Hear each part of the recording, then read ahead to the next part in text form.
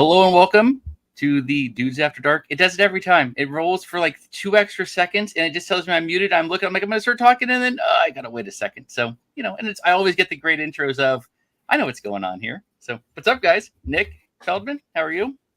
I'm doing great. How are you? Happy Friday. Happy Del Mar Day. Happy Friday. Saratoga was off the turf again today. Isn't it always? It's Saratoga. That's what they do now. Dr. Tang, how are you? Good afternoon, fellas. I'm doing good. Nice to see you both. We have ourselves 3 2-year-old races and 2 races on the turf. So this is the type of leg that I have huge opinions in. I make big bucks on, or more realistically, I don't even play a little bit. So we're gonna throw this up real quick. I didn't even ask you guys when we were doing this before. Do either of you have any strong opinions at all in this pick 5 sequence? I can speak. Anything? I you guys look at any have any. I do not. Oh man, I love that one. It's going to be kind of a value play. Maybe play the will pays and see what's going on. I don't have nothing jumped out to me so far. Yeah, nothing jumped out to me either. It's just kind of play as you go type of thing. But I feel you. Yeah.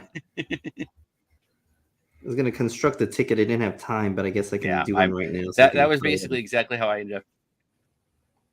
Yeah. Yeah. And then this is, we have 2 2-year-old races. We start with a 6.5 on the dirt with 2 Bafferts. I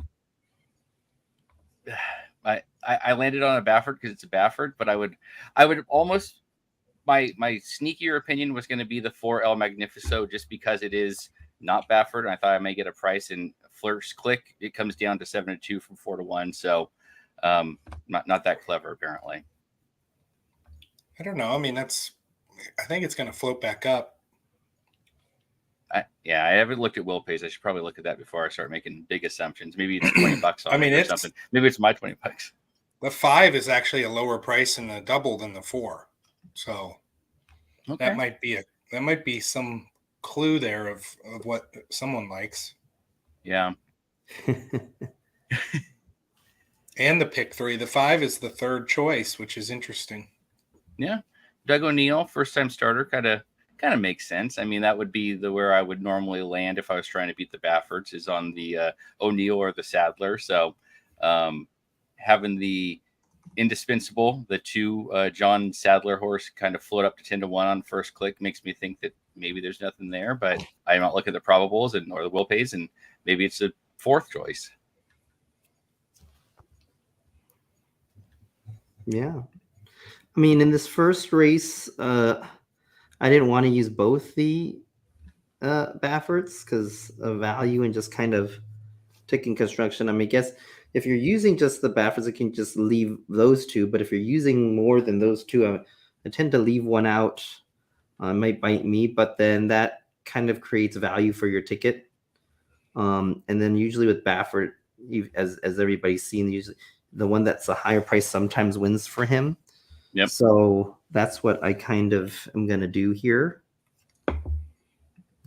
Yeah, I mean, that makes sense as much as anything else. I mean, I always think that if JJ Hernandez is on a Baffert, it's the one that's supposed to win and supposed to be the good one. But as you say, the other Baffert is always a good angle, especially at these 2-year-old races at Del Mar when it comes to late August. Not going that one, probably not pointing to the 2-year-old race at the end there that they go to the Del Mar Futurity. Probably not pointing there. Probably too soon of a turnaround, but maybe it will. 3 weeks, that may be an okay thing for Baffert. What did you think here, Nick? Yeah.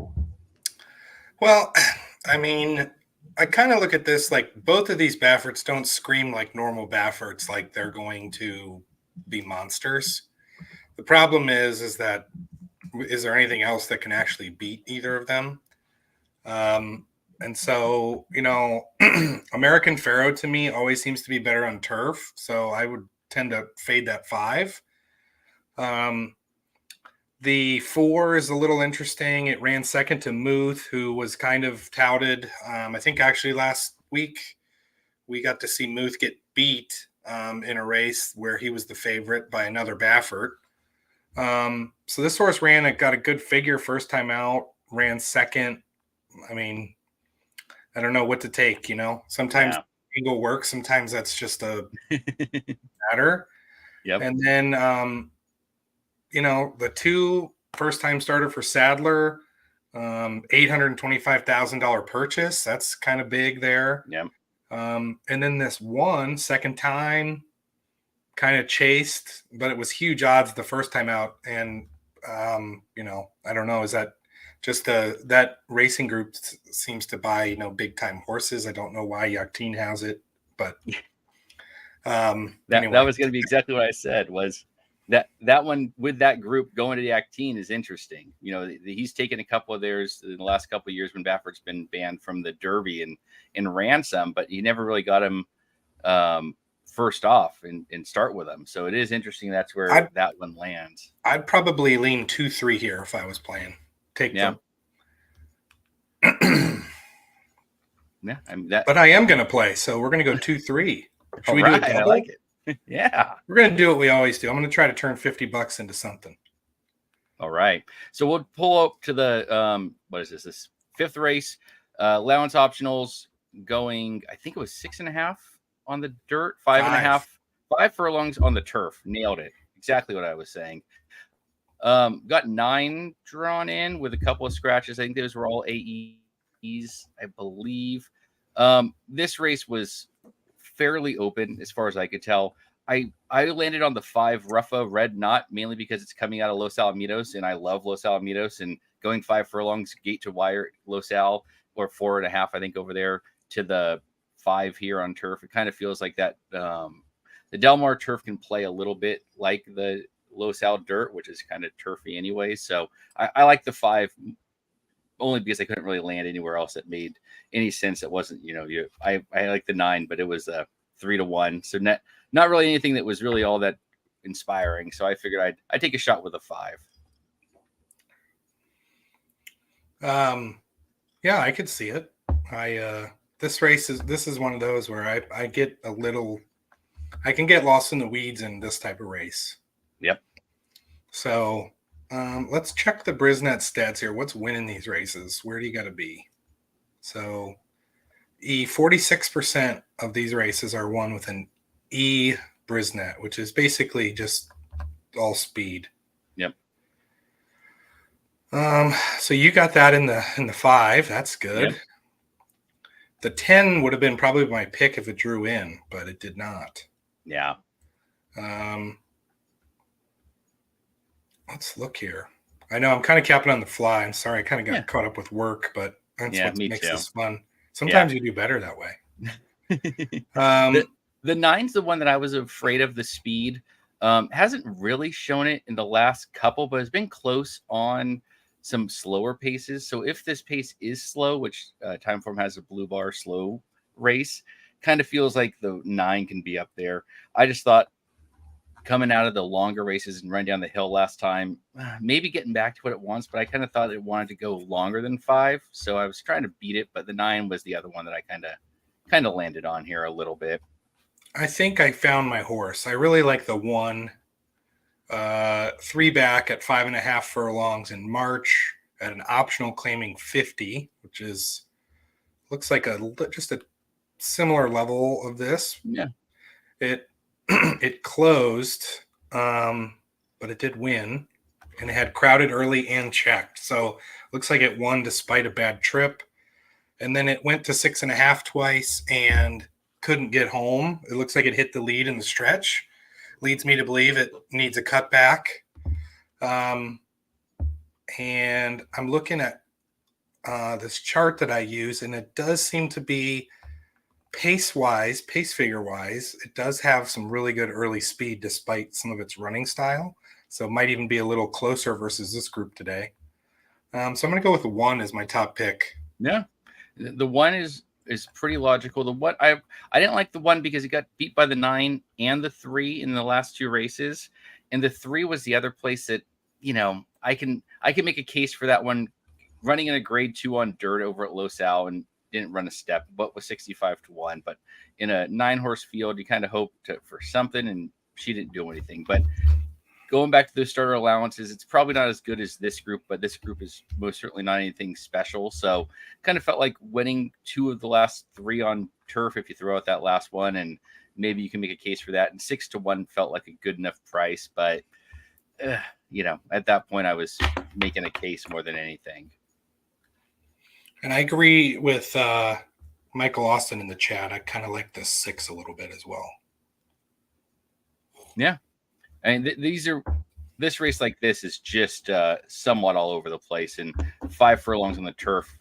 You throw a dart is the way that I always look at it. So moving on to race 6, which is a Calbred 2-year-old 5.5 on the dirt. I don't believe many here have ran at all. No, a couple have. The 3 and the 4 I know have ran. Those were the 2 that I liked out of the group because they had ran and it gave me at least something. I just don't know here. I'd pick one or the other and move on. All right, next race. Who did you end up on? Sorry, I missed it. 4? Yeah, no, this one I'm gonna do the 3 or the 4. I don't know. I'll try to figure out where the prices land. The 4 getting the 113 pounds makes it a little bit interesting, but I don't know how much I care about that at 5.5 furlongs. So I was kind of, Calbred. Yeah, I don't know if it makes a huge difference of 7 pounds. Yeah, this race is a great race. Yeah. Wait till we get the last one. it gets better. What about this turf stakes? I don't know. I think I might have to. Well, typically, if I think I should go all, it probably means the obvious horse should win. So. Yeah, the stakes race is interesting. It's the Solano Beach race 7. They go a mile on the turf. It is a Calbred stakes race, but you got some interesting ones that have ran pretty well. Ultimate Highs beat a bunch of the turf groups in Southern California. Rose Maddox is the sneaky one here.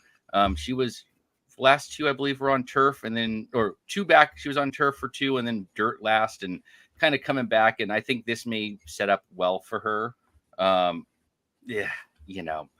Going real smart here with a 5-2 shot. So I don't know if I'm doing anything trickier than that. So again, this whole sequence was nothing that either stood out or anything that gave me anywhere really to grab onto. So I was sort of okay saying I'm going to go maybe a win bet here or there. Yeah, I'm looking. This race is interesting. Sorry, guys. Kind of like the 1 a little bit on a stretch out. Yeah. But it's been running in these listed stakes and it's been sprinting, and now we're going to try to go a little further. So kind of like that. And let's see here. Who else we like? Kind of like the 3, I guess it's strong. Yeah. Yeah, the 3, 4, and 8 were pretty heavy favorites. The rest of them were all, well, I guess the 1 was 6-1, but the rest were double digits. So it kind of felt like if you had strong opinions elsewhere, you can box those 3 up, the 2, 3, 4, and 8, and you get through this race pretty easily is the way that I looked at it. But because I didn't have strong opinions elsewhere, I kind of wanted to pick 1. So I was on the 8 as they're getting up to the gate here. That says it's post time. So, okay. Yeah. Yeah, I was 1, 4, 5, 6 in this first leg. I faded the 3, so we'll see if to create value.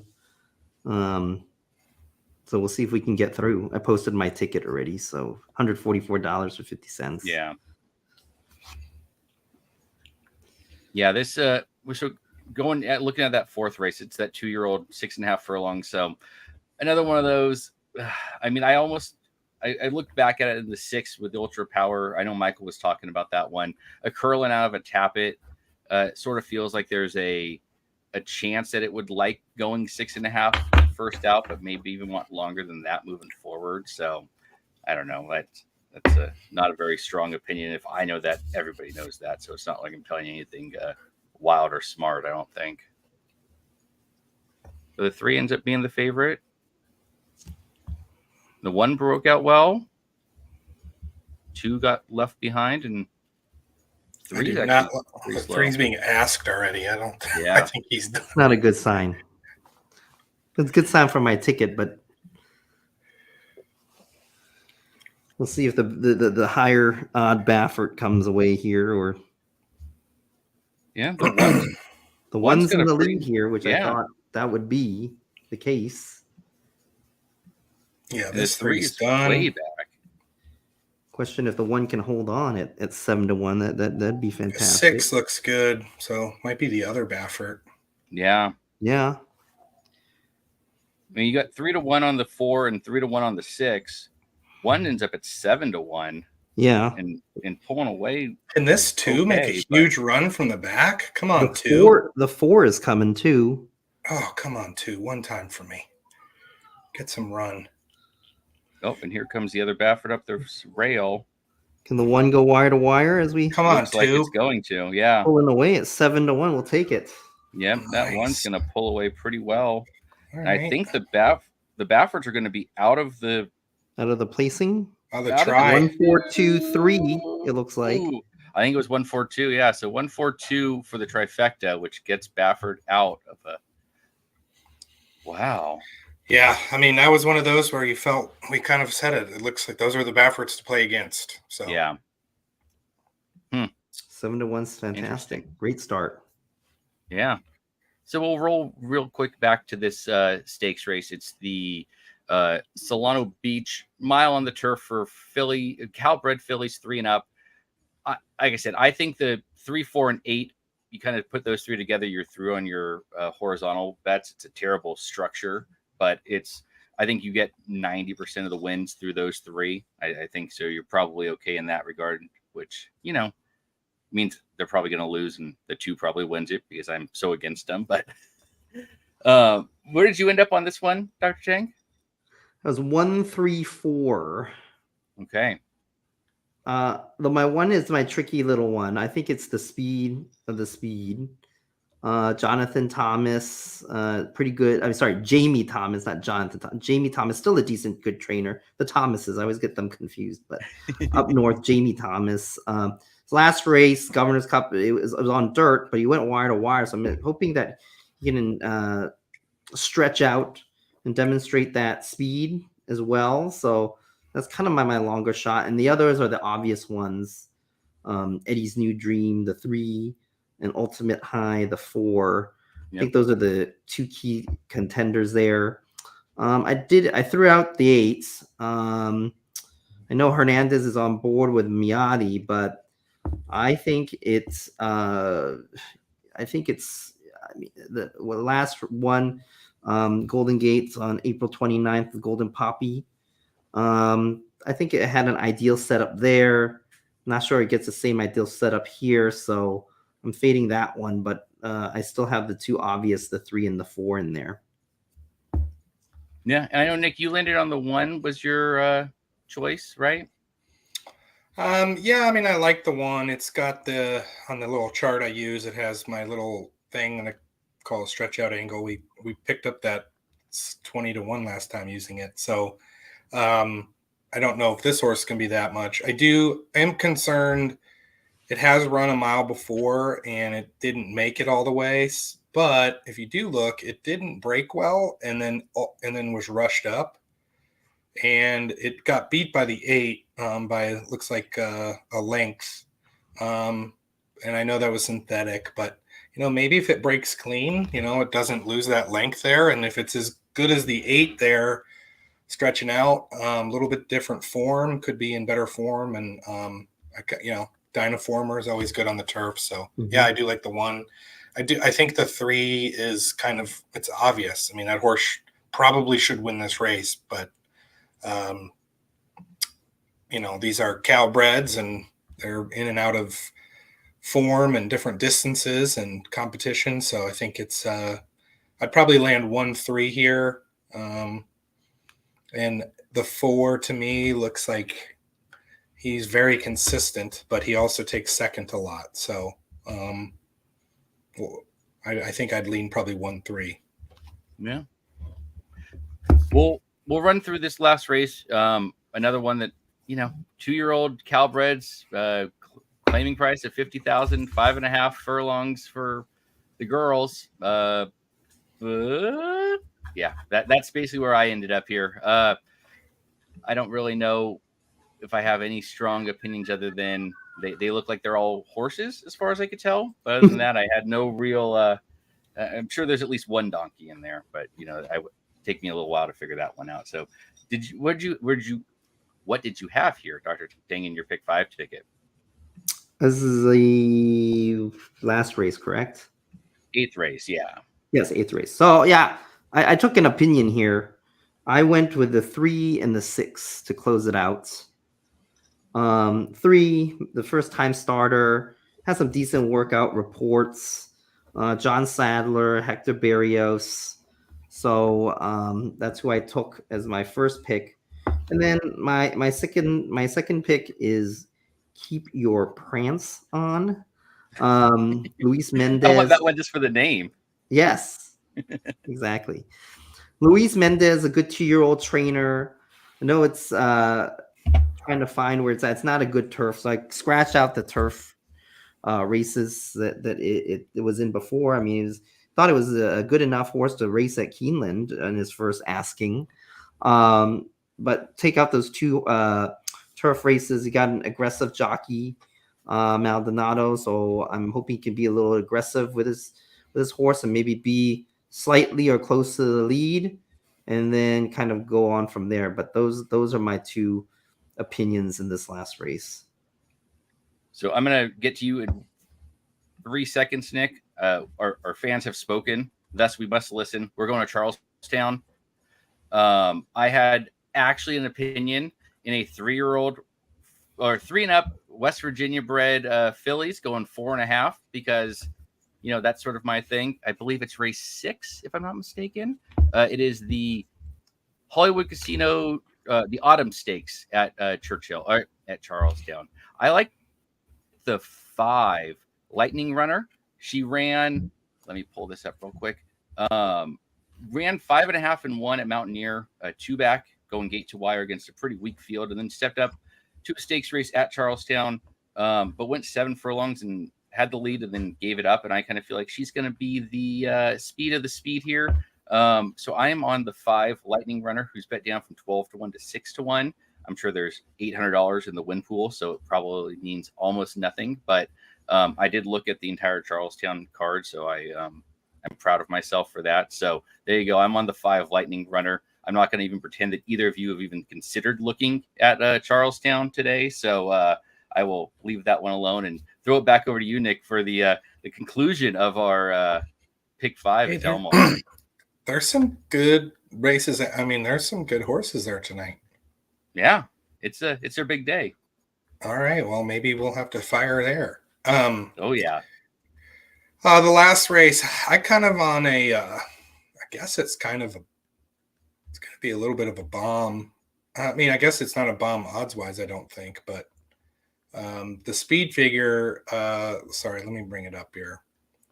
The speed figure on it's not good, but one thing that I've always liked is like a fun handicapping angle is a horse that has early speed, fades, and then drops in class.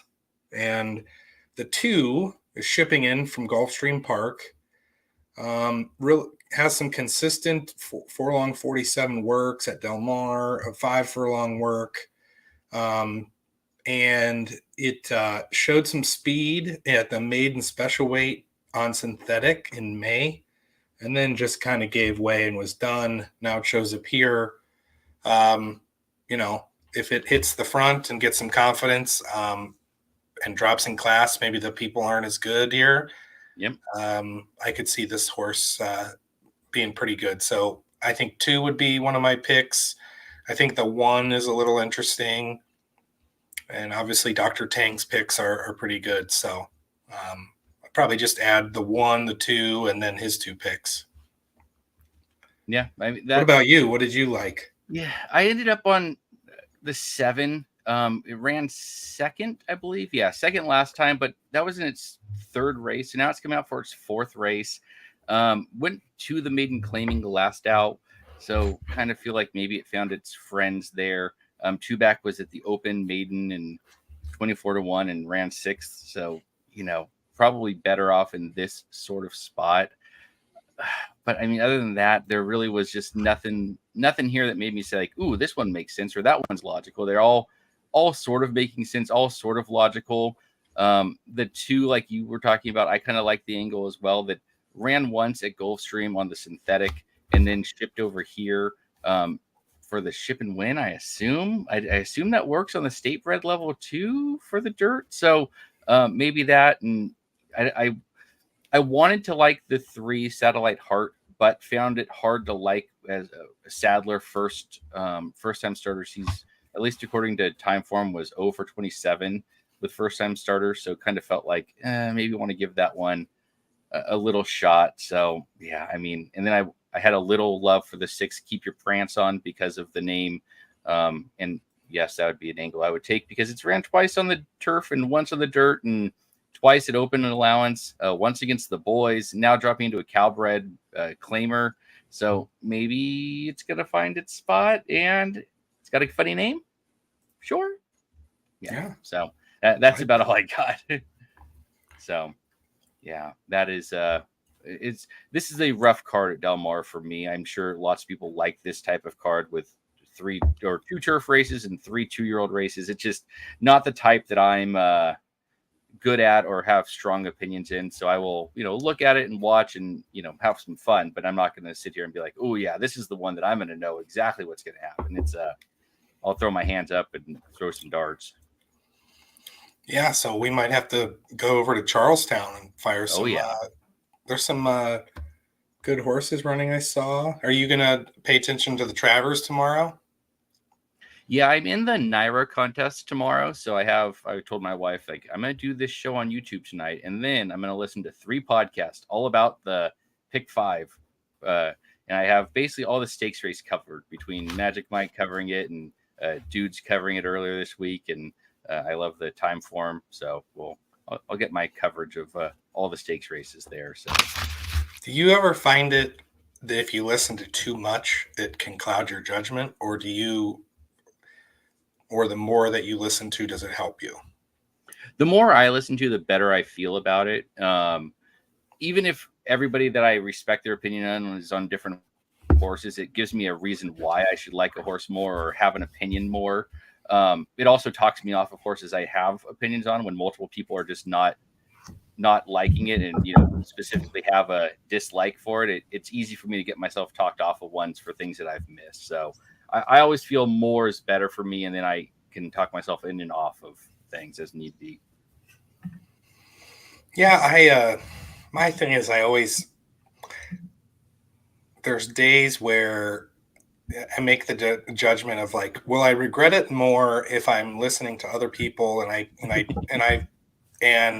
I decide to fade something that I like and then it wins, or do I regret it more when I go with what I got and I'm wrong, right? Yeah. So kind of feels to me like I need to take a hybrid of that and just be like, on the races where I really like someone, just go with my opinion. On the races I don't even look at the race and go with someone else's opinion. Yeah. Well, and what I really like Sport of Kings with Chris Larmy and Scott Carson. I also have learned over my years of listening to them that they play the long shot as their one they're talking about as like, oh, that's my pick. But then they also come back with multiple others. And so I've just stopped being like, yeah, they're always going to pick the 15-1, but is the 15-1 a logical one that I can get to, or is it 15-1 that Chris Larmy can get to because he can make a case for a 15-1 better than anyone not named Mike Somich, as far as I can tell. I have yet to have Dr. Tang talk me onto a 15-1, though I probably should have half of the time. So we got that going too. Hey, we gave you 23-1 last show. Yeah, that's true. You needed to add it. That's true. Yeah, I listen to the racing dudes. I was going to say all the guys from the racing dudes. I like all their stuff. I like HHH as well. Yeah. I like our stuff. Yeah. I get the text messages after the fact on Dr. Tang's picks. I need to start getting those a little bit beforehand. I'll do my best. I'll do better next time. Sorry. It's like, oh my God, we just hit. It's like, oh, 9-1. Thanks.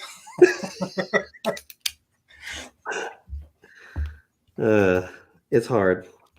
Sometimes it's like playing this and you're doing that, and then work, kids, all this stuff. It's just trying to put things together, trying to handicap everything as efficiently as I can. So, but yeah, I was listening to what you guys listen in terms of the podcast. Yes, I do listen to Sport of Kings as well sometimes. I like Chris and Scott's. They have some good insights. But usually, if I, as Feldy said, if you have a strong opinion in a race, I usually don't get swayed by anything unless they've pointed out something that I glaringly missed or something like that. But on the races that I'm unsure with, especially in the pick 5 sequences, I kind of listen to their opinions and kind of then handicap myself and then see what Somich likes also and kind of go from there. It's like a hybrid of things. Yeah, and that's how I've learned. Like, I was listening to Matt Miller on Larmy's podcast. I think he was the first or my second or third guest probably. And he was saying that he doesn't handicap at all. He just listens to other people and then just, makes a pick based on that and plays it accordingly, which I'm not that confident in my ability to bet yet, but at some point I might as well just maybe do that of like, you know what, I'm going to be right or wrong either way. I might as well like take someone's opinion who's probably better opinion than mine and bet it correctly. Because at this point I feel like I can bet well. I just can't pick winners well. So once I can figure out how to actually handicap, I feel pretty strong about myself. It's just that lacking of handicapping ability that I'm okay with at this moment. Yeah, I mean that's I've seen Matt Miller crush Saratoga without picking the program. Okay, so I mean, guy's awesome, and that's he's very good for a reason. So I don't know if anyone paid attention to Saratoga. The point. Like you can really, if you wait and you're patient, like today in the 5th race, there was a horse that was 8-1 on the win bet. And it was absolutely crushed in the pick 5, pick 4, pick 3, and the double. Yeah. And when you see something that glaringly, something's going on. And of course the horse wires the field at 8-1. Those are the opportunities where you have to be, you could argue that if I didn't pick up a program the entire day and I just waited for those situations, and I bet 2 or 3 of those type of situations, I'd have crushed today. Yep. I don't. Yep. So, that's the, not always going to be right, but I mean, they do seem, sometimes you see it and it's like, wow, that was pretty obvious. Well, and especially if you get the, 5-1, 8-1, like you're saying, you're getting 8-1. So you don't even have to be right every time. You can be right every 4th time and still be perfectly fine with that. So there is definitely an angle that way. It's just they don't happen very often. When they do, it's typically at NYRA because NYRA has no CRWs, CAWs in the win pool, or so they say, and so people seem to believe. So I will believe it as well. And you get angles like that happen. So it feels like that's probably the case of just wait for NYRA's win pool like that. Did we clarify? Are they not in the win pool, or they're just not able to crush the last 2 minutes? They can't crush the last 2 minutes. And so what I've heard is that they just boycott it entirely. So they don't play it at all. Okay. So whether that's true or not, I don't know. But that's what I hear. I will say last week, I think it was, there was a first-time starter for Pletcher. It was the 5 horse, and I forget the name of it. It was kind of cold on the board. It was like 7-2 morning line and drifted to like 5 or 6-1, and it won. And that was also a situation where it was the favorite in the pick 3 by like significant amount. And I did see that one, and I played a big double from that horse into my best bet of the day in the next race. Unfortunately, the money and the smart people were right on the 5. My pick in the next race was incorrect. So, but I was alive to $2,800, which was cool on a $50 play. Nice. They're in the gate now over at Charlestown in the Autumn Stakes, West Virginia breds. So, high quality fillies and mares over there. I'm on the 5. I think maybe I can get the pace and gate to wire is sort of my hope with the 5 here. But next race over at Charlestown, they actually have like decent races the rest of the night, and should be an interesting. I know they had the Charlestown Classic, I believe was the 12th, which will probably, or 11th maybe. We'll probably be out of here by then, but we can at least look at it and have a little talk about it as my 5 comes out, bumping into every horse along the way and in last. So you're welcome, everybody, for talking you on to a one that just had no chance from the start. And I believe she did it to herself, but I'm gonna point the finger at somebody else because I'm on horse racing, and thus I can say it's somebody else's fault. That's what I've been seeing all week on Twitter. Not over yet. Maybe she makes a big run. Yeah, she's They're never in her life. 21-5 for this place. Okay, so maybe I got a chance. The 3 does look pretty tough. Is this Charlestown normally is like Golden Rail, right? Oh yeah, Golden Rail, golden on the front. Yeah, no chance. 21-44 and just cruises home at 51 seconds in a 4.5 furlong. At 8-1, mind you. Man, what was that? Hope one? somebody. 3, I 5. guess it ended up at 5-1. That horse was crushed. Let's check pick 3 there. Well, it's hard to tell sometimes. Yeah, especially their pools get a little. Well, maybe today it'll be okay. The win bet was definitely crushed. Yeah, from 10-1 down to 5-1. Your 5 took action. Yeah, she got some of there at the end. She was 12-1 down to. I saw her down to 5-1 at one point and ended up at 7. So, this next race is one of the ones that I found to be the most fun. What is it called? The Russell Road Stakes for 3 and up, going 7 furlongs. And Baby Yoda shows up here. So Baby Yoda's been traveling the world after supposedly being the same as Flightline because he ran at Saratoga the same day that Flightline ran at Del Mar, and Flightline kind of better than Baby Yoda, at least a little bit. But I still like Baby Yoda. He ran at Churchill on Derby Day or Oaks Day, one or the other. He was running there, so should be some speed here. I am interested because it's 7 furlongs at Charlestown. I believe that's 1 full loop because I think they're on the 7 furlong bull ring. I'll have to double check it. I assume you have not had any even chance of looking at this because it's Charlestown. And I have my quick picks that I do, and the 10 is a noticeable play, but the post I would think in that type of race is probably not good. Yeah. So is this too interesting to anybody? The 2 looks like he should be a big closer. I'm wondering if he wants to go shorter though. That's also against track closing. We don't want to be closing, right? I don't believe so. I don't pretend to even know enough about Charlestown to tell you that that's always the case. I just know that I've watched it enough times and said, well, they're on the lead, they're going to win, and it happened. So yeah, well, we'll let's see. We'll get some. I gotta get the PPs out. All I got is the quick sheet out. Yep, the 8 Benevolent. That's a pretty heavy favorite for this race. Yeah, huh? Yeah, and I mean he's coming out of some good races. He ran over at Monmouth in a claiming race, an allowance race at Churchill before that, and he ran in the Polynesian Stakes back last September at Pimlico. One last out with a pretty big speed figure, kind of dominating speed figure against this group. So I do wonder if it's just the 8's going to be to the front and it's going to be over. I don't feel like there's enough pace to have a big time meltdown, but I also have looked at this race for about 45 seconds, so I wouldn't pretend to, like I say, have a strong opinion against them. And I think we are getting a little close to Del Mar, so I'm going to flip over there if you want to see if there's anything that you saw. 4 minutes till Del Mar. Yeah, Del Mar. I think I'm going to make my first bet Del Mar here. We're going to go We're going to go with this. I'm going to go with the 1. Okay. And I think I'm just going to win bet.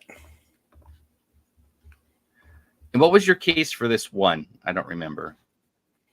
It looks like at 6.5 furlongs, it's just a bit too long.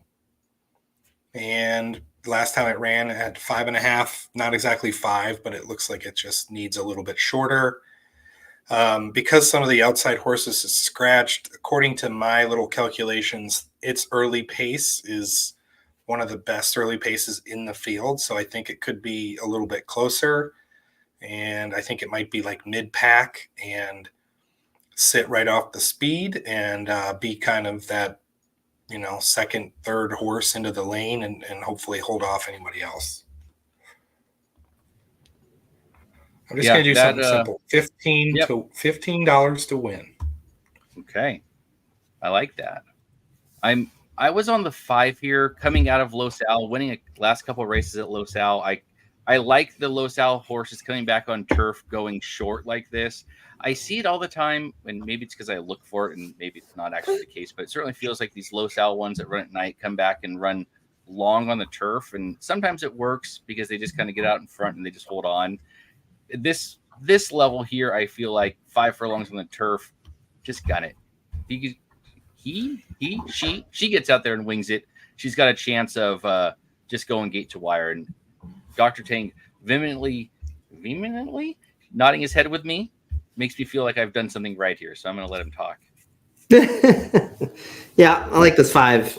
Exactly. You said all the right things. Craig Miles, great trainer, and Los Al usually, goes there, ships to Del Mar. Sania usually has a horse blitz out and then just go for broke. And if he wins wire to wire, great. If he doesn't, then usually finishes last, right? So that's what I'm hoping for. Great price. It was 15-1, now bet down to 9-1. That's still decent. I was 3, 4, 5, 7 in this race. The 7, I don't know if you mentioned both of you mentioned him or her, Philly, her. Gonzalez Mathis is a good trainer up north. Ran here on the 22nd. Didn't like the distance, I don't think, but it seems like another speed horse is trying to go. So let's see if the cutback will help. Also was nice price at 15-1. So I'm trying to get some bombs here in the second leg here. The 1 was a consideration, but I didn't put in my ticket. I know Feldy likes this horse. I don't have anything against this horse. I just I just thought it would be bet down, but it's not. So it's actually at a decent price at 4-1. It looks like the favorite is this 6 horse 7-2 Phil D'Amato horse on turf, which makes sense that it's bet down. But anyways, those are my 3, 4, 5, 7 for me. Yeah, like we were talking about earlier, this just feels like one of those ones that a 5 furlong on the turf at a not very high level. Not really anything here that stands out to you. These are the ones you probably want to try and take at least a little bit of a shot on. Not much of a shot to be taken here at 7-2, 4-1. But, if you win bets there, I love a 7-2 win bet. I texted Dr. Tang yesterday where he won or got 4th, I believe, in a tournament with a 7-2, and I was losing the tournament. So I was like, well, Dr. Tang knows what he's doing. He doesn't play 7-2 shots lightly. So I put a win bet, and $10 later, I got $50. And I'm like, okay, this works for me once in a while. So now I get to play my $50 bet like Nick does. So I'm gonna play $15 on the 5, Nick, just to help you move along, so that at least you get one horse out of this leg. So now you're down facing 8 different or 7 other horses. So you got that going for you.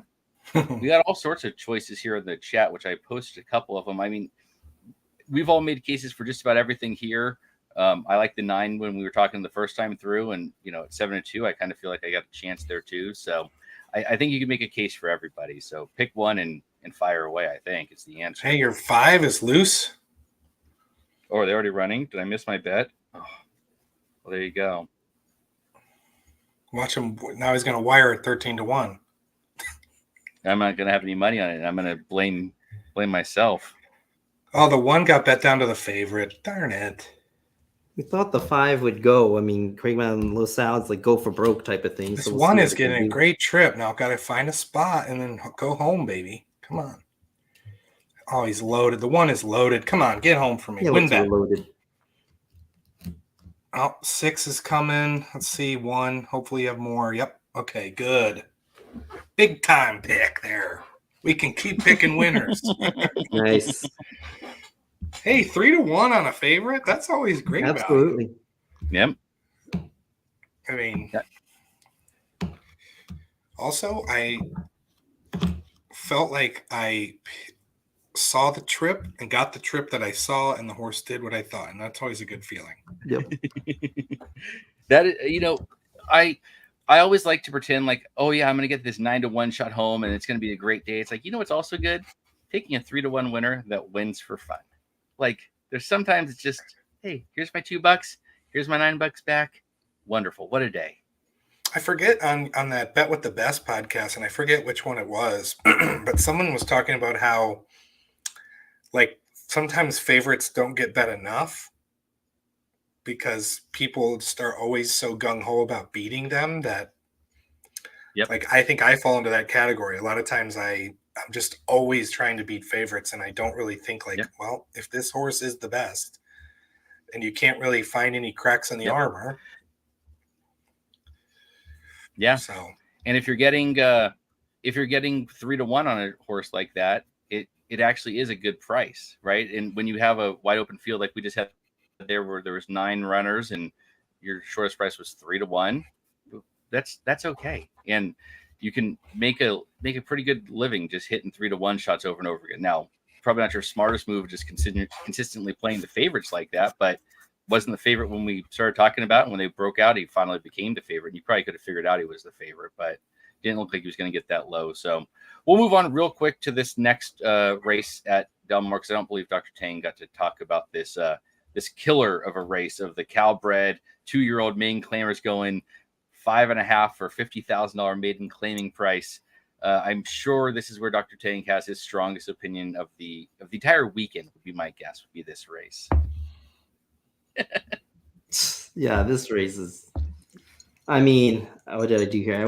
I was 3 deep, the 1, 3, and the 4. Nothing strong, to tell you the truth.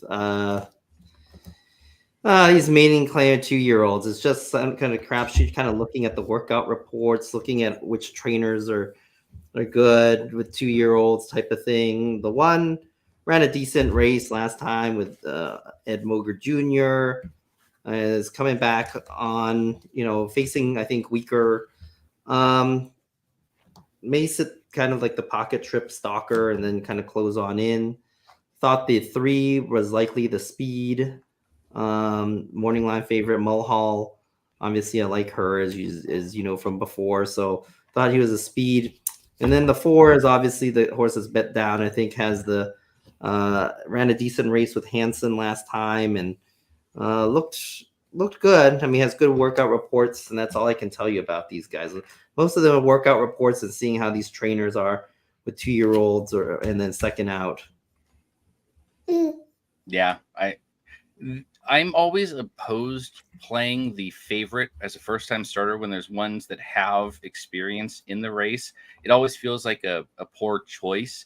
And I guess the 2 is technically the favorite. I guess technically it's the 4th choice, but 7-2, I kind of thought the 2 was the favorite. So maybe the 2 has enough talent to be worth playing there. I just talked myself into it.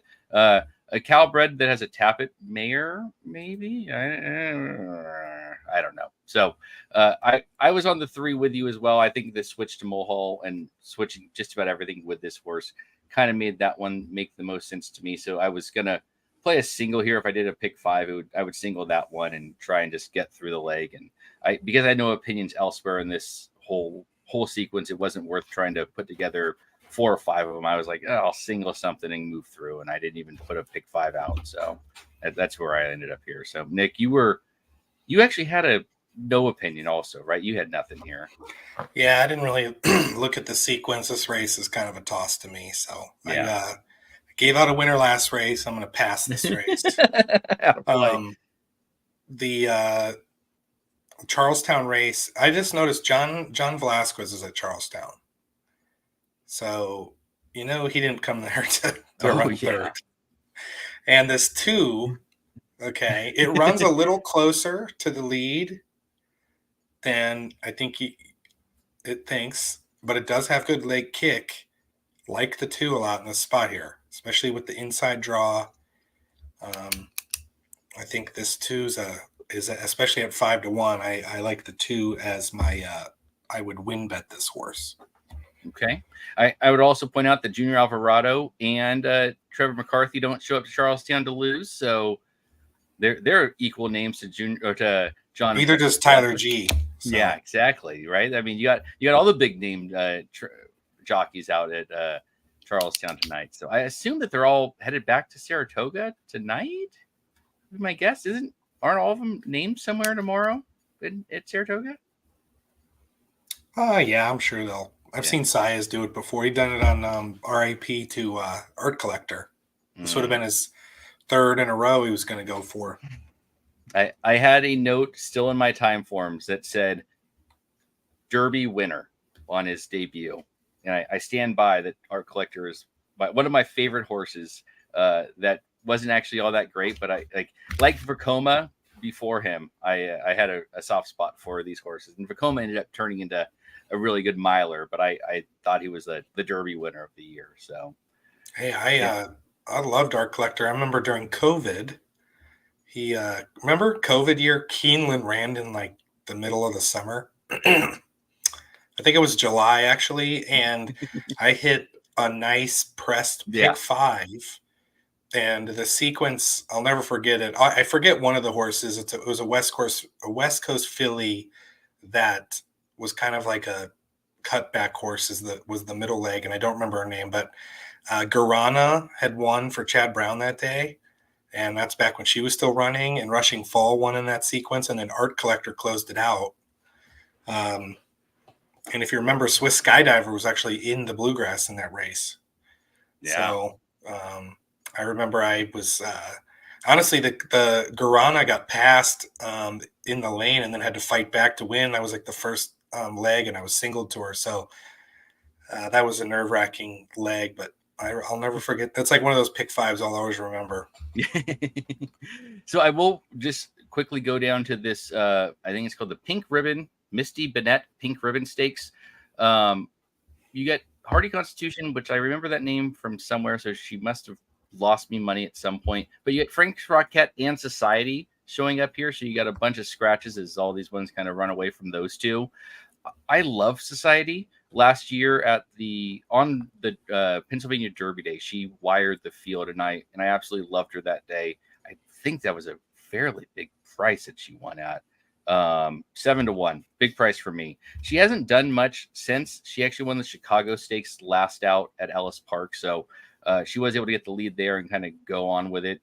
I feel like she needs either a fast track, fast forwardly favoring track, or she needs to get short distances, which I believe she'll get here. So I don't know if she's going to be a great 2-turn horse, though. She won. She won here last year. She dominated. Yeah. Ran off the screen. Yeah. So, maybe that's the one that I like to begin with, and now I've talked myself into her. So I'll play some sort of double into Society because I don't like money and I like to bet. So it's a good spot for me to go to. So I actually remember now that I didn't tell you guys what I did last weekend after I left the show and went to Reno. I went on and lost every single bet in every single game I had all weekend. I was down all of my money. And so I stayed up all night Saturday night into Sunday because I'm young and hip. Just tell me that on Sunday when I was dying. Had $100 left, and I put it into a penny slot machine because that's where I was at my life. And I hit two jackpots with 2 W2s, and I ended up coming home up like $1,000. It was the best day of my entire life. That's awesome. So I've decided I'm just gonna forget horse racing, forget betting on sports, forget blackjack. Penny slot machines. That's it. That's all I need. To enter those slot tournaments, Seevers are calling you. Exactly. Just gotta keep putting the button. Where are we at with time on this one? The next race, the Russell Road. Is it? I feel like they've moved off their times. Is that right? Are they way off? 9 minutes? Yeah. Timeforms is saying it's 2 minutes, 0 minutes. Yeah. Oh, okay. Who knows? So there you go. We have no real strong opinions in the Del Mar race. So now we're at Charlestown, and I don't know that we have any strong opinions here. So if you'll indulge me, I'll look at Emerald Downs real quick. And no, they don't even start till 7 o'clock. We got lots of time. I like the 2. I told you. I'm telling you. I think this 2's going to win. I got him in my double. So I'm on the 2 and I believe it was Michael in the chat that was saying the 3 and the 4 fit in here, and I'm with him. I think there's a case to be made for those two at 12 and 15 to 1 currently. So I'm trying to figure out probables while I'm talking. So we'll see where I actually end up firing. But I'll get at least a small double into society in this next race. So I'm against, after looking again and taking into, actually reading the race, the 8 seems way over bet, and at 5 to 2 still seems over bet. But I feel like Baby Yoda's getting bet just because his name is Baby Yoda and people know who he is. I don't know that maybe he should be 5 to 2 in this race, but it certainly feels a little short compared to where it seems like he should be. Is Hoosier Philly do people like Hoosier Philly tonight? Cutting back all the way? I know Shadi was on Hoosier Philly, which I believe she's in the Oaks, right? Charlestown Oaks, which is the 10th race. Yeah, Charlestown Oaks 10th race at 9:44. We'll see if we can hang out that long. This is a tough week to be doing that, but she seems to be the one there, right? Am I missing something? Well, I like I don't know. I like the 1. The 1 is raced against some Pastiano Sunset, came back and won a big race at Ellis the other day. Vava beat a horse that's a Chad Brown, the horse that's in here at 6.5 at Churchill, and then was in a grade 3 and ran okay against Maple Leaf Mel. Obviously, Maple Leaf Mel would be 1 to 9 in this race. So the rail seems like it would be a good spot to be. So I like the 1 a little bit. Okay. So now I'm going to look and see if I can. We're on race 7. That's race 10. There's got to be a pick 4 that starts here now, right? And this is how Nick loses all of his money, is he gets talked into one horse there. And look, I got myself a pick 4 ticket all put together. So if I can play it for under $6, I've decided I'll play a pick 4. If they even offer a pick 4 at this point, which I can't imagine they do. Pick 5. Uh-oh. Okay, we're going to talk about the Charlestown Classic. I need a single here, everybody. So let's all come together and come up with a single in the Charlestown Classic. My haven't looked at this race at all, but knowing their names, I'm on Giant Game. Yeah, I would. Is he in form? Didn't he just win? He won 2 back. I think he lost. He won going long. Now we're going to cut. Oh, it is long. Sorry. It's yeah. I'm used to the 7 furlong stuff. So it's 3 turns, though, at Charlestown, right? Yeah. But he's coming out of the 2-turn, the easy running of the 2-turn Whitney. That 3-turn should make it should be easy for him. He did win the mile and an 8th Cornhusker 2-back, and that's where I was thinking about why I liked him. So I have just talked myself back off of him. So what's Skippy Longstocking up to nowadays? Losing a Giant Game last out in the Cornhusker. Okay, of course. Aaron was at that race, wasn't he? That was another time that Aaron was over at Prairie Meadows. Gosh, there is some. This is like the.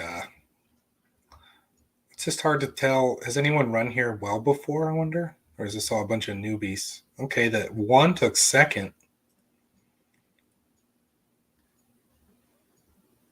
And you got, yeah, I mean, I like I said, I haven't looked at this race at all. And so I was just going to throw a little look and see if there's anything going on. And yeah, there's a bunch of horses that you've heard and seen and probably lost money on at some point in the past. And kind of feel like this is the type of race they should be running at. It's a grade 2 for $1 million.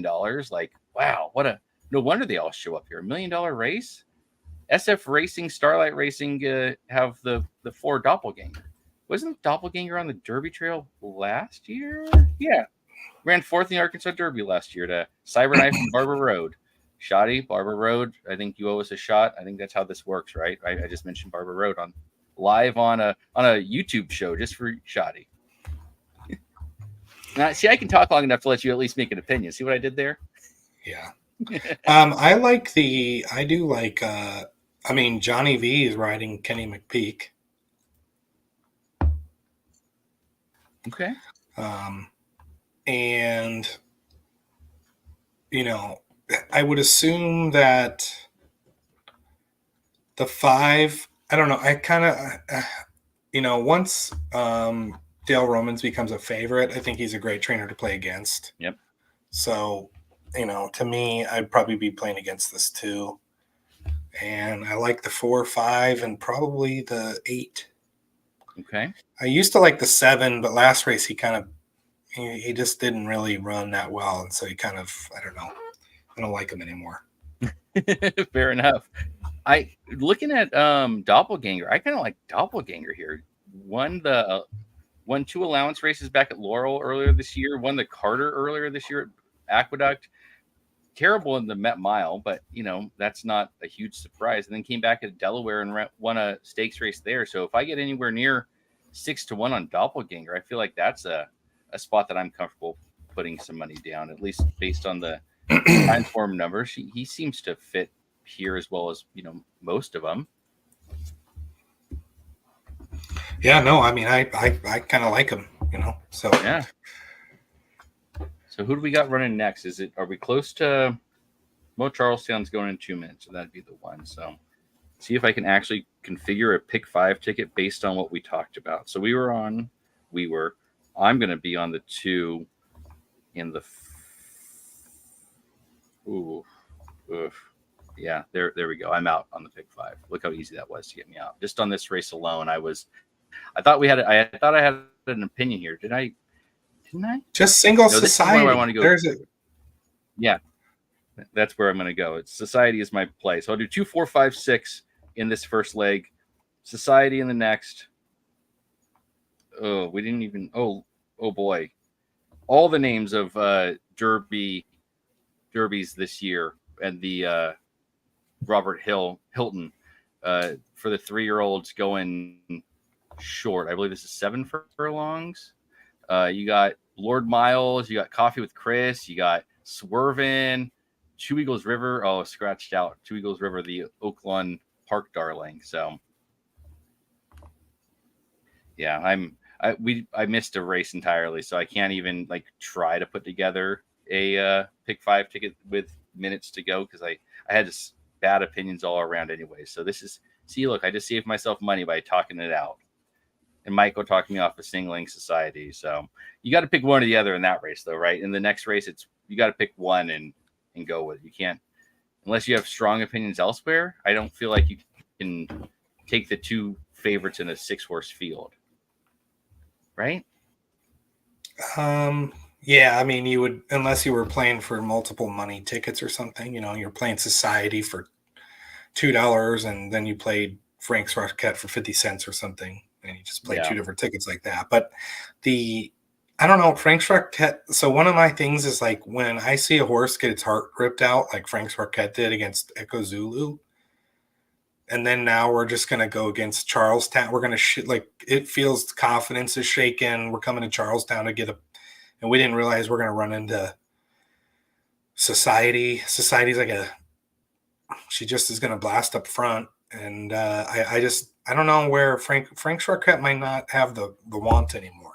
So I will say that Frank's Rocket won this race last year before she went to the Breeders' Cup Filly Mare Sprint. So this was her prep last year. So there may be maybe Frank Fletcher loves Charlestown. I don't know. She's shipped all over the place, so she just seems to be one that this is a $250,000 race. Last year was a $250,000 race, so maybe he was just in it for some money. So, I mean, it's not a bad choice of making $250K by going to Charlestown. Here's what I did. I did a 2-7 straight in the first 2 legs, and then I went 4 by 4 by 4 for 32 bucks. I like it. So the 2-7 in race 7 here, Pro Occident in Holy, is that right? I went 2-7 as in like 2 here and 7 with societies. I'm single. Gotcha. 2 with 7 with 4 by 4 by 4. Gotcha. Yeah. All right, and they're at 0 minutes, so I've learned my lesson watching you guys watch Del Mar as they're coming around the corner. You're saying who's winning the race, so I have to go out of my express bet and back to TVG to actually get it to go. So let's see. Oh, we still got a little bit of time. They got the drag like Gulfstream Park used to. They're big fans of taking the money when they can over at Charlestown. You know who the worst drag of any track is? Which one? Indiana Grand. It can say 0 minutes to post at Indiana, and I'm dead serious. You have 10 more minutes. They are the worst, and it's annoying. Because it's 11:30 on a Tuesday morning. Well, that, and it's just I don't know, for some reason they bother me there. It's like this. If you have the audacity to pull that much, it just doesn't sit well with me. Yep. Yeah. There was a time, I don't know, it must have been before COVID, so 2019 probably. I was upstairs on the 15th floor of a hotel in Reno, and there was a minute to post at Gulfstream. I was able to jog as quickly as I can jog to the elevator, down the escalator, around the bar, and got my bet in time to win. I actually won the bet, which was the best part of it. Is like I did all this stuff to try and win a bet, and I actually won, as opposed to being out of breath and losing a bet, like probably 7-2 or something silly. Have you been shut out of a win before where you will regret it? I'm sure, but never enough that I'm like I have a story to tell about it.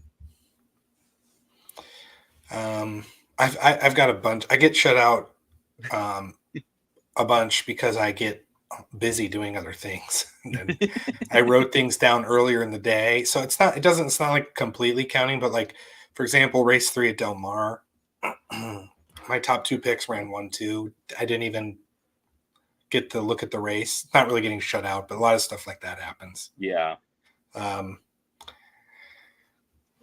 I remember. Do you remember that when this was, I think 2 years ago now, was when Latruska beat Monomoy Girl down at Oaklawn? Yep. Okay, so all week I had been all over Latruska, tweeting it out, saying it to everybody. Day of the race, Latruska goes off like 4-1. An incredible comeback with IRAD. We win the race. I'm celebrating. I come to find out that when I punched my tickets, I punched in the wrong number. Oh, God. And I bet like a pretty significant win bet. I had the exacta. I thought I crushed. And that was one of the worst feelings I've ever had. That is really bad. Because at least when you are shut out, you know you don't have the bet. When you push the wrong button, you think you win, and then you lose. There's nothing worse. Yeah, that was worse. I mean, I'd rather been shut out. Yeah. And I've never had it where I've hit the wrong button and picked the wrong course and then have it win. Like, that's never been my luck. Like, you know, sometimes you'll get lucky and like, oh yeah, I meant to hit the 5, I hit the 4, and oh yeah, it wins. All right, great. But I've never been that lucky. I've only done it the opposite way, where I hit the wrong one and the one I wanted won. So yeah, I tend to rush things sometimes and do. I'm like my own worst enemy at times. Let's get the. Come on, Johnny V. Get this ride on this 2. Oh, 6 is getting squirrely. 2 should sit right off the speed and then just fly home. 2 broke well. She's going to be up there. He's going to be up there. He's going to be up there. Yeah, I don't know. We're sitting a little bit further back than I wanted to be. Wow. But at least we're on the rail. Sir Alfred James at 36-1, 40-1.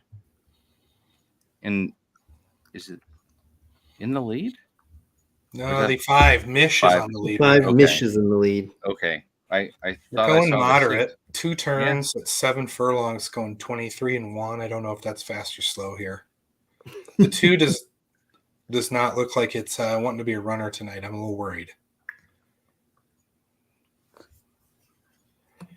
Yeah, 2:23-second quarter, so 46-second for the half.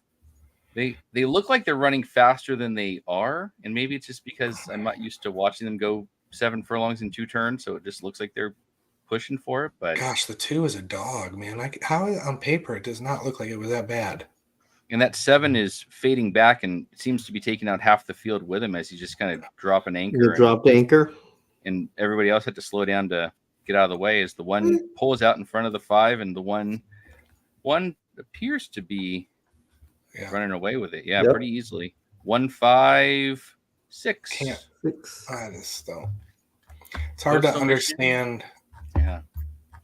I don't like. So we just had the last race. Feels like saw it perfectly, and then the 2 just was. There's no way that's what they expected to happen. Yeah. That horse didn't even run at all. Looks like it should have. I don't know. Maybe didn't like the track. Yeah. The 1 I couldn't have picked. Yeah, I would say I saw, who was it here?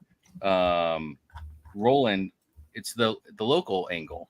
So a allowance last out, allowance time before that, allowance time before that, allowance time before that, and then went out to Laurel and ran 5th. But then more and more wins over at Charlestown. So seems just love the track and winning by 5-6 lengths, a few back there. So yeah, I'm not getting into it in any way, shape, or form, but I guess if you just pick the horse that loves Charlestown, it can work. Well, when West Virginia bred horses beat, some of these horses, then I'm going to lose 100% of the time. Yep. I just can't pick that horse, Yeah. even if he is a track specialist. Yeah. Now, I'd argue if you didn't like the horse or whatever, and you were spreading and doing a ticket, and that's your angle, then that's an awesome play, and hopefully people had him and did it. That's not my. Yeah. I got horses that have won graded or been in contenders and graded stakes races that didn't even finish within 5 lengths of that horse. Tells me something's not right. I just hope they don't replace Golden Gate with Charlestown at any. So the 2.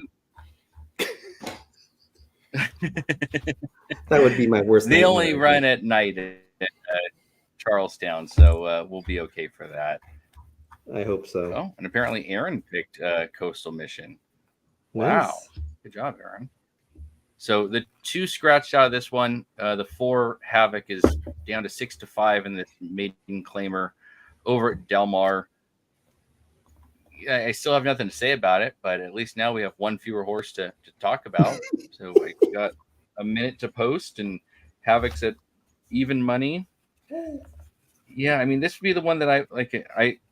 3 and 4 made the most sense to me. I'd land on the 3 just off of the price, but it's strictly a price for me. So it'll be a no actual action, but I'll call that as my parlay. Even money in 6-5 now in a maiden claimer. Huh. Yeah. I mean, there just can't be that much money in this pool, but I guess it's Del Mar and it's Friday night, so I'm sure there's plenty of money in the pool. It's just everybody follows the 132,000. I guess that's enough money. I don't even know. I guess I should know what they normally bet in a win pool before I start making any sort of assumptions. It's interesting. There's twice as much money in the exacta than the double. Wow.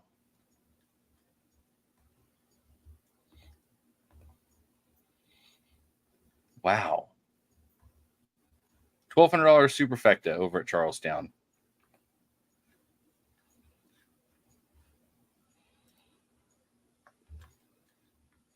Who did someone hit it?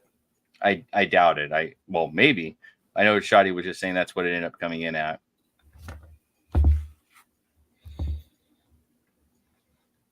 Yeah, they're loading them up into the gate here. One was acting up just a smidge, but looks like they're all moving in now. 3-5 currently on the 4. So this certainly feels like a they knew situation. I'm gonna not even watch the race. I'm gonna go look at these doubles because that just seems outrageous. But with $17 in the $2 for the $2 double, the next closest was a 3 at 51. So maybe we should have known that it was going to get bet pretty heavily like that. If we would have looked too much. And 4 is dropping back. Nope. Four is sitting in 4th. Mid pack. Yeah. It ends up at 4-5, at least is what they're showing. And the 8's out there kind of winging it, and looks like they're moving pretty quickly, at least for this level. If you had to bet right now who's going to win, who'd you pick? The one that's coming around the corner, the 6, it looks like. It looks like the 4. Nope, the 3. Sorry, the 3. The 3. I kind of like, is this 1 going to come pick up pieces late? The 7 looks like she's got some run in her. Him. Oh, no. Looks like it's going to be the 3. Well, the 6 is coming up the rail a little. Nope. Am I still behind you? Yeah. 3 kind of gets away with it. 3, 6, 4, 7. So your 6 goes from 3-1 to 6-1. 3 stays at 3-1. So that should be a decent enough exacta there, getting the 4 out of it at 4-5.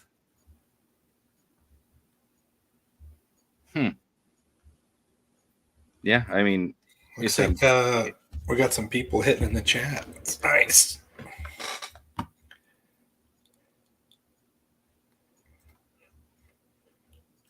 And Shoddy hit the pick 3. Is that from the? Didn't the 6 one? I thought the 6 one. Or no, the 3 one. You're right. 3-1 this one, yeah. Yeah. So she'd hit everyone, and she'd mentioned it every time, and so now she gets a cash in $88 for 50 cents.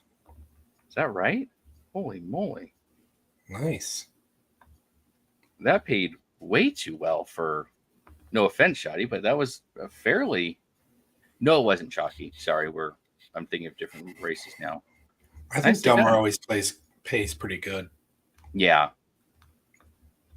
Especially on the verticals, the horizontals always seem to pay as well as you think they would, though. On mandatory day, I guess some people have felt otherwise and go to Twitter to complain about it. But, that's their right, I suppose. I don't know. I always feel like on those mandatory days that you shouldn't really expect it to pay out that well, because how many times have we read that the computers crush on those days? That it's that's the day that they come and take all of our money and all of the money from everybody for the last 3 weeks or 6 weeks. We were always told those are the days where like it's a good time to play, and then we find out it's really not anymore. Yeah. Well, it's like when they tell you it's a good time to play, they then say, "Oh, it is a good time to play for you, huh? All right, we'll take your money." And I don't know. I'm not one to complain about computers. I feel like if you don't know that they're there, then that's on you. And if you don't know how to kind of at least get a decent idea of what they're doing, you have the ability, right? Like the internet exists. People talk about it ad nauseum at this point on Twitter. Like if you can't figure that piece out, like I'm sorry, you kind of just have to deal with that. So I don't like the late odd movements. I'm not a fan of it, but I know it exists, so I can't really sit here and complain about it as a thing. So I mean, like today, I guess at some point you can embrace it, and you can use it when you see it. You can use it to your advantage. Like today, that 8 could have had 8-1. Yeah, gonna need it in this race. Society is currently 1-5, and Frank's Rocket is 8-5, and 39-1 on the 2, 11-1 on the 3, and 19-1 on the 9. Which I'm not even going to say their names because, like our friend Mike Somich, I can't pronounce things anyway. So feels like a 2-horse race from the get-go. I'm with Society. I can't touch Society at 1-5, and I will look at these bill pays, but I can't imagine she's much longer than 1-5. Yeah, I mean, you can't. I mean, at this point, too many scratches in this. Wicked Halo, I guess that means she's running at Saratoga then against Goodnight Olive and Gunite. Ooh, Or Yeah. sorry, Echo Zulu. Be fun if she ran against Gunite. That'd be a fun day. Now, my theory is because if I think the 4 had soul crushed, maybe I play 7 over someone else thinking I can get this 4 out of the exact. It's an old Mike Somich angle right there. Yep. Yeah, that would be. I mean, I'm going to look at what its probables are, but we still have 12 minutes at least according to Equip or to TVG, and I'm sure it's actually longer in real life. So I don't know how meaningful these probables are going to be until we get much closer. But yeah, that would be pick one, Society or Frank's Rocket. And in your case, in my case, I'm with you. We take Society on top, and then we pick. I mean, at that point, you can probably put all 3 underneath and toss Frank's Rocket entirely. But ugh. She seems too good, and having won this race last year, I feel hard to do that. But that's you do that or you don't play this race, right? I mean, there's no other way to really play this. Yeah, well, let's see. Or if I like a price in the next race, Yeah, could play a double. It looks like a competitive race. The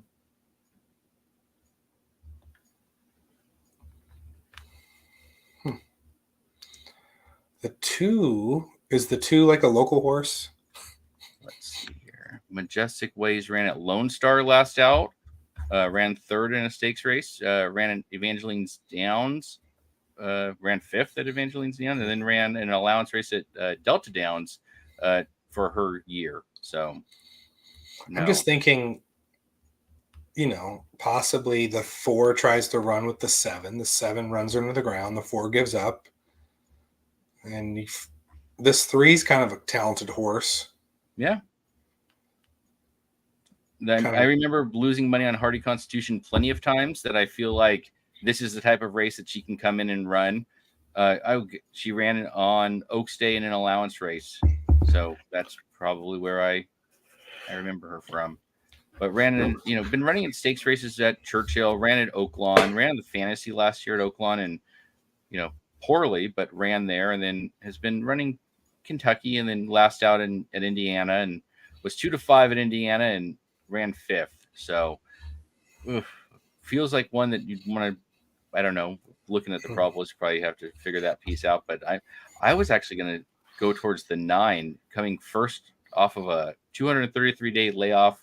Last ran at Turf Paradise or Turfway Park and ran terribly over the synthetic, but it ran good allowance races here at Charlestown, the 3 races before that. Now at a super short price and won 3 of them, and 4th one ran 2nd at a short price, but sort of feels like one that maybe you get what you got in that last race of a local horse that likes the track. So I'll make my case for the 9. So I'll play a 7-9 exacta.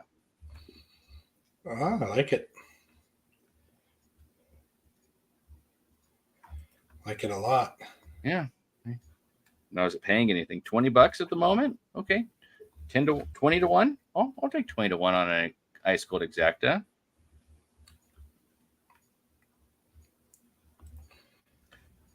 I know these are your type of races, Dr. Tang, a short field turf dirt sprints. So let's I'll set you up for your great idea here. Any strong opinions in a 5-horse field with a 1-5 shot as a favorite? I mean, I think Society should win this race. This has got the best, it's favoring speed, which we've seen or whatnot. So yep. That would be, I would put the 7 on top. And then if things fall apart, kind of like the 3 at 10 to 1 to maybe be second. So maybe a 7-3 Exactas cold. I don't know how much that pays. Sorry. 9 to 1 right now. 9 to 1. Not bad. Not bad. So I'm gonna. Yeah, I'm gonna take your opinion and my opinion. I'm gonna make a trifecta out of them. I'm gonna do a 7 with 3-9 with 3-9 and try and beat Frank's Rocket entirely. Yep. That's the way to do it. Yep. It's also the way that I normally do it, that I end up saying, oh man, I really shouldn't have wasted that $6 because Frank's Rocket pretty good actually. Gets you value. No, I think I've seen Somich do stuff like that and do very well. Kind of look at sometimes this is like one of those things where you could use a fit, sometimes you look at this and people look at this race and they say, can I beat society? Can I not? How do I make value? I've seen it many times where the second horse does not fire. I've seen it where the favorite doesn't fire, but you can see sometimes where they, again, my thought on this race is I think that 4 could possibly have been run into the ground by Echo Zulu. It might not be the same horse anymore. And I've seen that before. Yep. So, yep. And she's a 6-year-old and, been running well earlier this year at Churchill. She won the stakes race over in April at the Roxalina, and she won the Hurricane Birdie at Gulfstream earlier this year and won them fairly convincingly, but hasn't been this, killer that we know Frank's Roquette to be. So I'm okay taking a shot against her. It's not like I'm playing this for hundreds of dollars and I have this big, strong opinion against her. It's you gotta try to beat them in this situation because even the cold exact is 2-1. So better off just playing the win bet at that point. Yep. Yeah.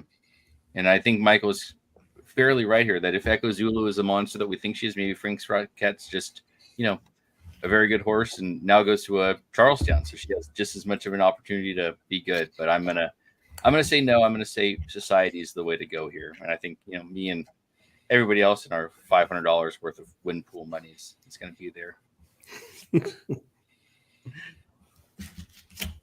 Is there a large pool? It's always one of my favorite. I think Frank's Roquette might be better at 6 furlongs. I know she's won here before, but when she ran against probably nobody in this race. She was in much better form than she was coming in. She was running, according to Brisnet at least, she was running triple-digit Brizzes coming in this race last year.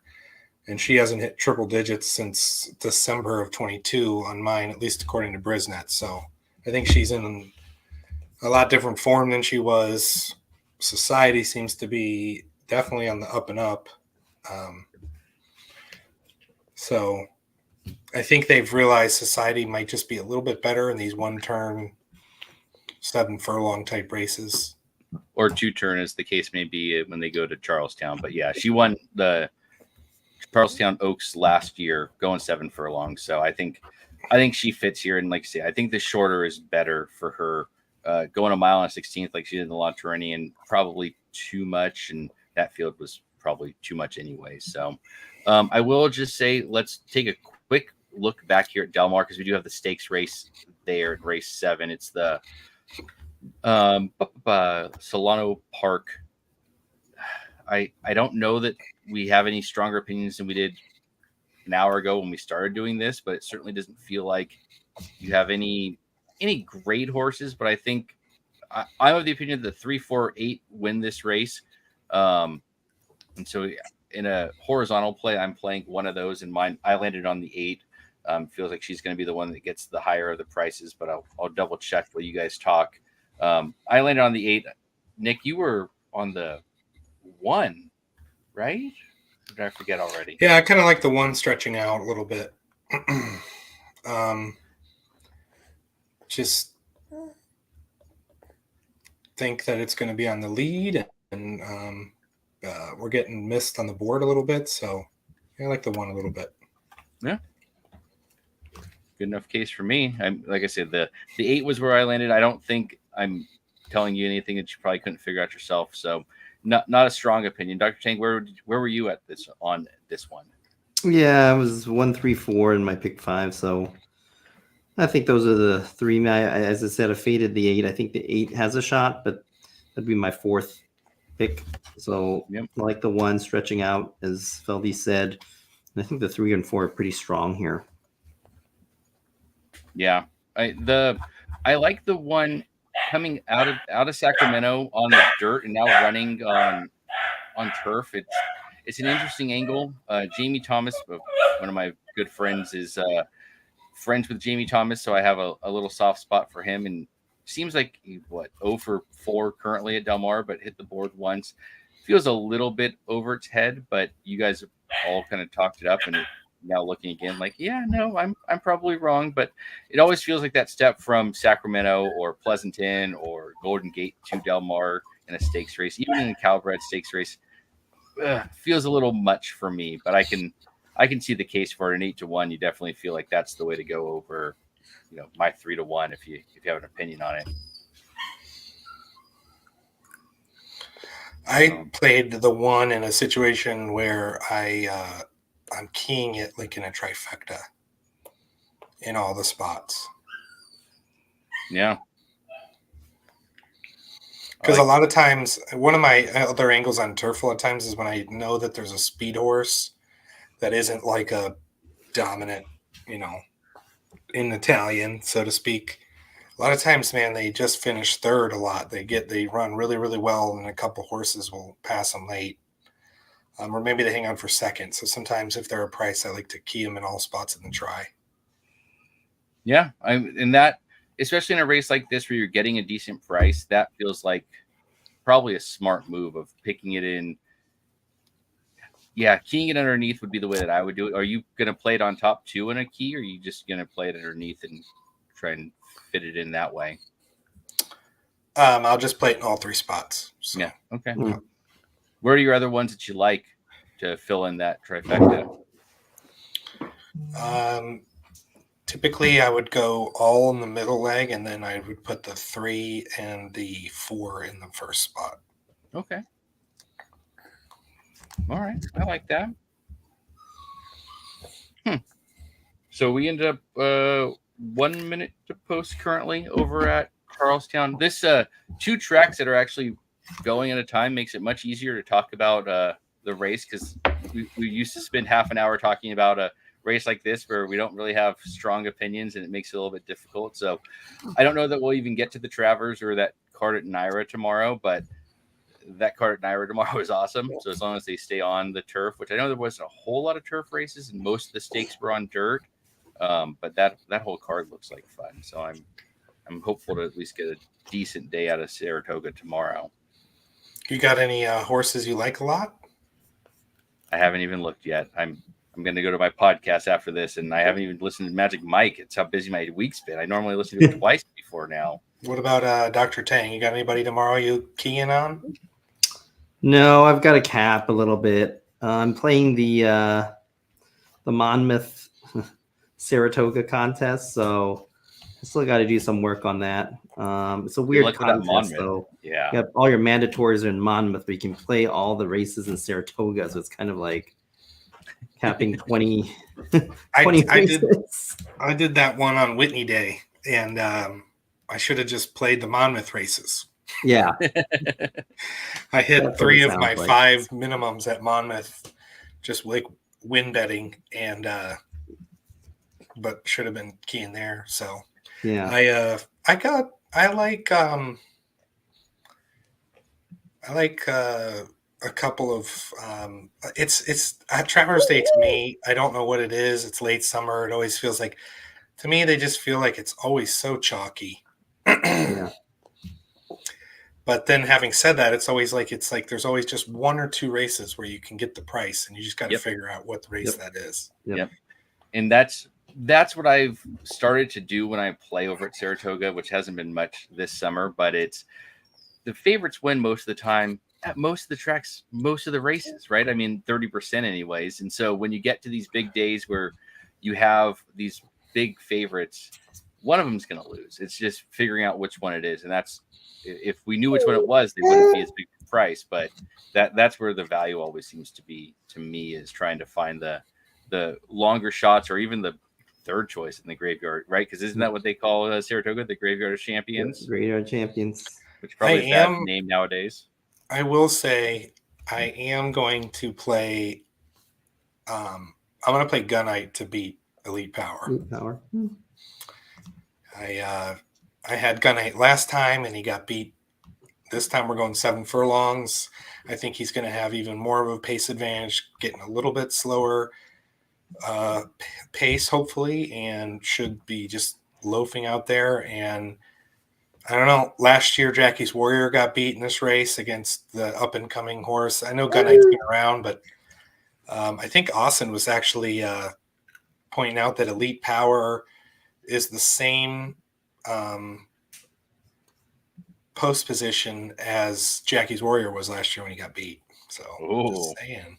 Right.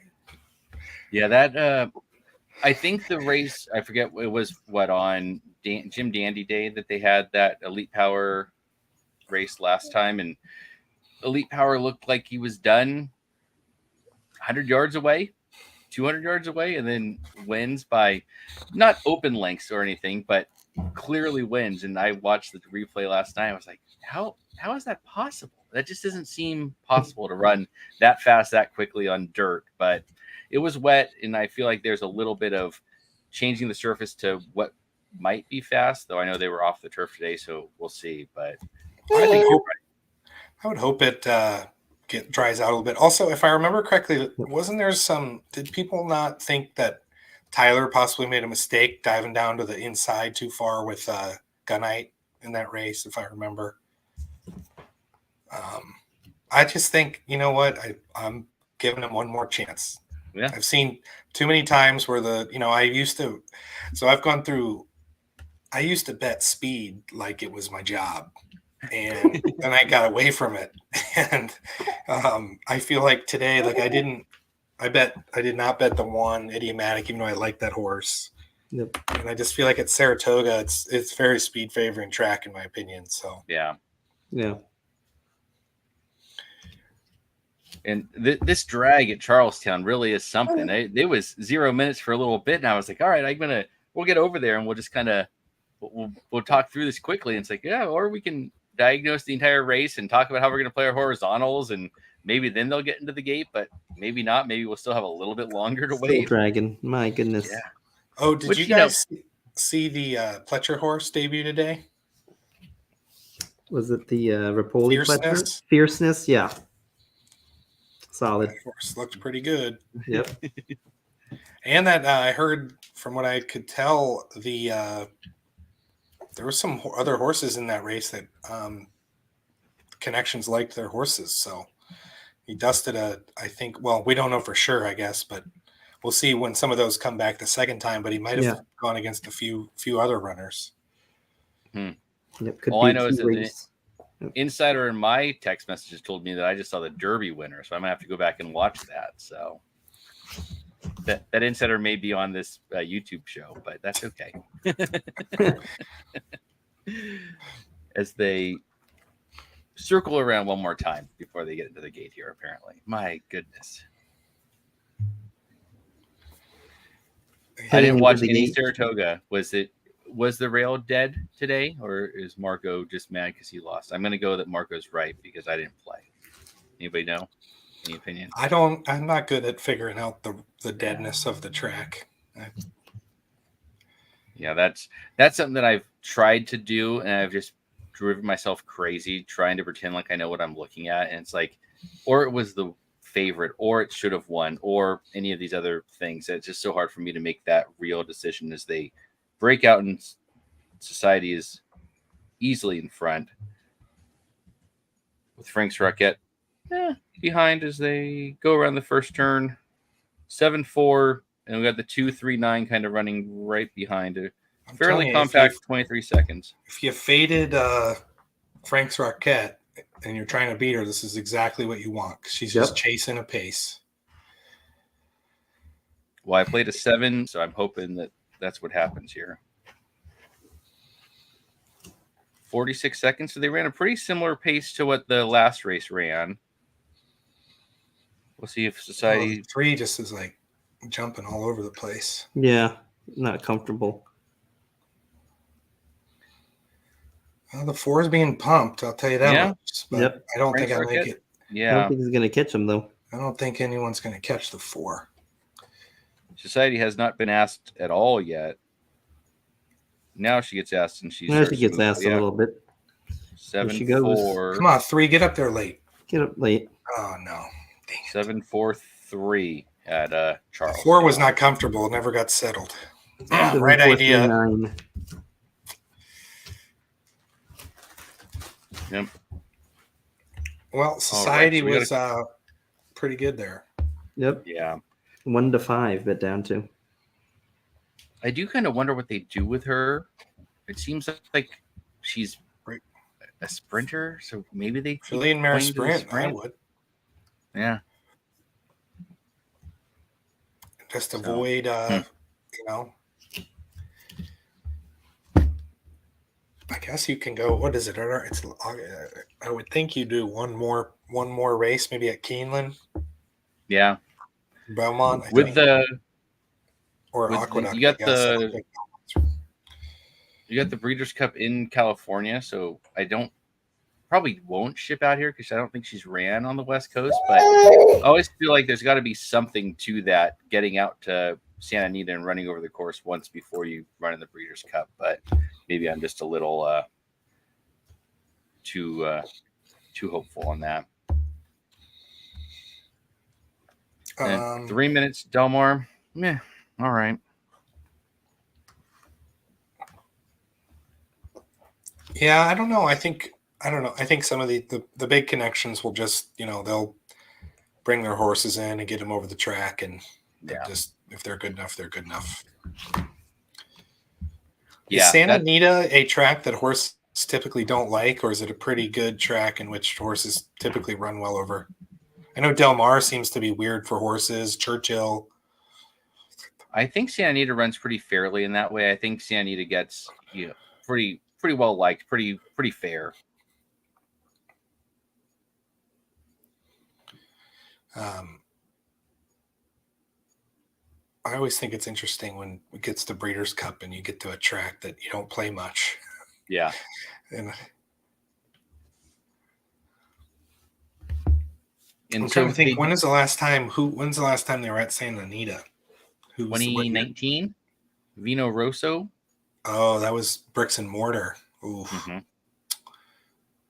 And so they do have the downhill, and I know they were using the downhill for the Turf Classic. I don't know if they're going to do... I don't remember what they did last time for the Turf Sprint. I think they're going to be on the flat for that, but they do have the 6.5 downhill.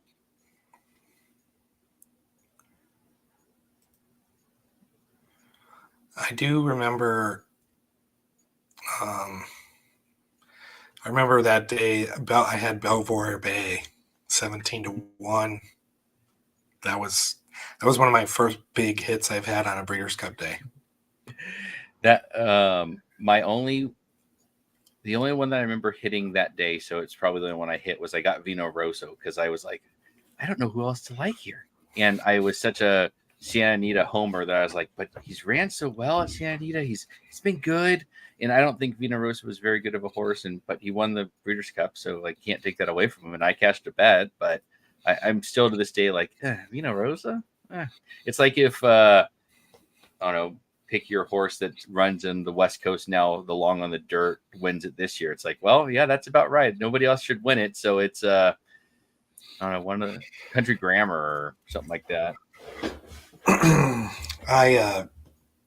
I picked the horse that I think almost dead heated that year. Didn't him and another horse like battle in a race beforehand? Like 2 races before, and like a horse got taken down. Yeah, I think so. And whatever that other horse was the horse I picked. Oh, it was Honor Code, I think, or Code of Honor. Code of Honor. Oh, yeah. Man. That sounds right.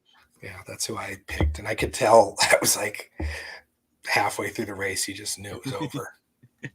So I have my opinion now for the Classic, and I'm gonna just say I'm actually gonna at least get a win bet on this horse, but I think Essential Quality has a win left in him before they retire him to stud, and I think Essential Quality winning the Breeders' Cup Classic would just be the most perfect ending for that horse, who hasn't won since 2 years ago in the Keeneland at the Bluegrass. I think was his last win. What? Essential Quality's been retired. Who was I thinking of? Who just ran in the Met Mile? Was the one they just had at Saratoga? The Whitney? Yeah, the Whitney. Who just Oh, ran White that? Abario? No, who ran second into White Abario? Wasn't it Essential Quality? Am I losing my mind? No, he's been retired since he was. Okay. Yeah. What am I? Okay, three. now I gotta find it. Now I'm not even gonna watch this race as I go and try to figure out who I'm thinking about here. Yeah, okay. I know. I'm dumb. What are you gonna do? Yeah, I'm not sure who you're talking about. Me neither. He won the Bluegrass 2 years ago. I know that much, but we'll find out. I'll get there before the end of the show here. The Bluegrass. Yeah. Huh. The year that Rich Strike won the Derby, he won the Bluegrass. That's Essential Quality. So I'm clearly thinking somebody wrong, as they're already out and the ones out to the lead here. Well, this is the trip I wanted. Ears Yeah. are pricked.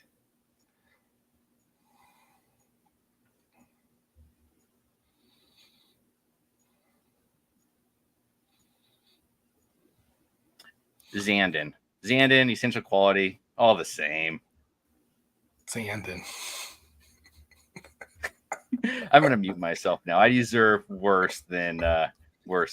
Wow, Essential. Go back to Quality. the penny slots. Yeah, penny slots. It is for me. Yikes. That was like And I said it with such confidence. huh? With the confidence I displayed in myself in the name, You did. It's just like yeah. You almost could have convinced somebody there. Not anybody that knows anything, but somebody who doesn't know anything, maybe. Is one gonna get run down here? Looks like it. Is that a Yeah. 3?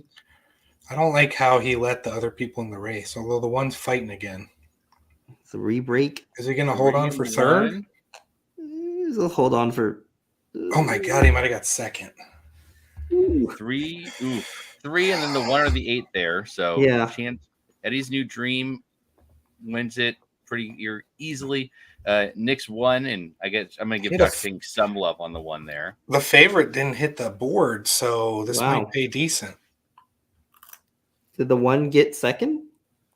The 1 got third. I think the 8 got second. 3-8-1. It's very close. I don't know. Sometimes it's hard to tell when the one's at the bottom of the screen, one's at the top on the angle, Yeah. but I'm pretty sure it was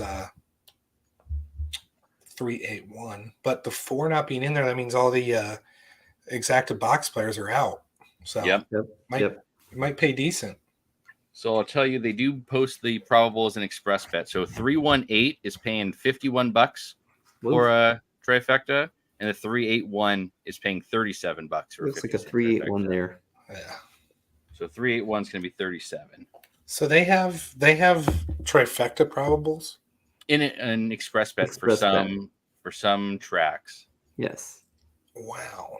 Yeah, it's the best. It's the only way that I play trifecta is if I have at least a halfway decent idea of what I'm going to get on it, because I'm very bad at figuring out what prices are going to be. So if I don't see it like with the exact, I just I'm out. But Yeah. they show it on all the Stronach tracks, and then Del Mar has it, and Naira typically has it, and then there's a couple others that do, but not all of them. Like they don't at Charlestown tonight. Not at Woodbine either. Yeah. Tried last week to look those up, but the Woodbine contest. I mean, Yeah. the King's Plate has 17 horses. That was crazy. Yeah, I was mad at myself. The horse that won, I kind of liked. I ended up betting a different one. The speed. Well, I hit $34 try. Nice hit. Wish I would have played it for more than 50 cents. Oh wait, I did. I played it for All right. Did I play for $1? There we go. All right. Now we're talking. I think I did. $70. So I think we do this last race here at Charlestown, even though with the drag, God only knows how long we're going to be here. But you got the Robert Hilton Memorial Stakes, which is 7 furlongs for the 3-year-old boys. And it's a who's who of who was on the Derby Trail at one point. Feels like an Essential Quality Zandon type race. Got I'll it for just keep $1, working on that guys. one. Nice All job. right. All right. So, I think this is a more wide open race than it looks like it's, but nobody's really being bad. I guess Swerving's down to 5-2, and Rivet is 6-5 currently for Steve Asmussen and Tyler Gaffleone. Mm. Ran 5th in the I have Amsterdam last out. I have a sneaky horse I like in this race. I'm going to give it out to let's everybody. do it. Yep. All right. The 7, Prince of Jericho. Jericho. So I can see that. Honestly, the chart that Steve favoring tonight, right? Still. Yeah, I mean, the chart that I look at, it has been speed favoring. It's also been pretty. Other than that one race where we had the long shot of the one that was a local horse, it's been pretty chalky as well. So yeah, here's I what think I the 1 love. and 10 are gonna go, right?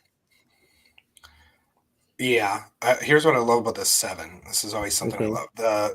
The 10 is 6-5, and the 7 raced the 2 back and got steadied, and took second to it, and now I'm getting quite the price difference. So definitely like and Brittany Russell's always a good trainer. So for a price horse, I played a $11 double from the 7 last race society into this. So that's my top pick. Yeah. Nice. I want to like Lord Miles so much in this race. It feels like this is the type of race he should win against this type of group, but I just feel like he has the wrong running style to win this race. Dead closer specifically. Yeah. But it does look to be enough speed, and if they do heat it up too much, then maybe he can come pick up some pieces. But I can't get him to win. I'm then unfortunately kind of landing on some nonsense. So I'm gonna click around a little bit more and let Dr. Tang say he has at least a halfway opinion on anything here. God, I'm just looking through these horses. It's like Misery's Lane. Yeah. Just trying to see. Gosh.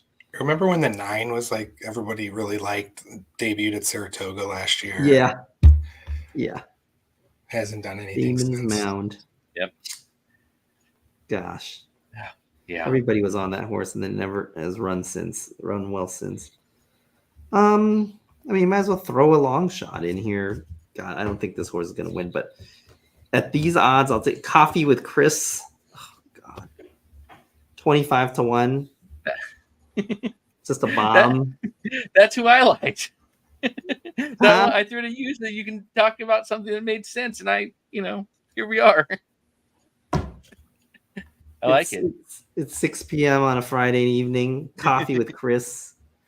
I mean, hasn't won since February at Laurel, but I mean, against these guys, I mean, can have a race maybe. I'm thinking in terms of usually likes to be on the lead, but maybe sit off a little bit and the 1 and 10 duel each other and it kind of rolling by type of thing. Yep. Yeah, I was looking at that. You throw the Preakness out, one because he's way over his head in the Preakness, but he won his way in, so you got to go. Or I guess he didn't win his way in. He was prepping there, so you go. But you look at those shorter races. In the last 2, he's been running at 7 furlongs at Laurel. He didn't win either of them, but he ran really well and up against a fast pace. He set early on that second one, and off of a slower pace last out, it feels like maybe he's got a shot here. And like you say, at 25-1, I'll take my chances. Yeah, with one 25-1, you can't. Yeah, been working out pretty well as well. Hasn't ran since July 29th and has, I guess, just one work since and against 9 others. So I'll shut up on that one. So, yeah, I think I'm going to be with you there. Just price, and it seems like he fits, and one of those that you can make at least a little bit of a case for and not feel too dumb when he runs terribly. Marco's on the 2, or at least asking why we don't like the 2. Anybody see anything about Ghost Hero that makes him fit? It's got some. It's coming from Will Rogers and Lone Star. Wow. Yeah, I mean, then that's the type of horse you figure kind of fits in this group typically. Yep. This feels like one of those, if you owned a horse and you had a 3-year-old who loved 7 furlongs, you get to go run for $350,000. Like, yeah, you definitely want to send a horse like this here, because what's the worst that can happen? He's not going to win. Yep. It's like that's a halfway decent way of, owners pointing to something like this. I think he's over his head, but Coffee with Chris is probably over his head at the same time. And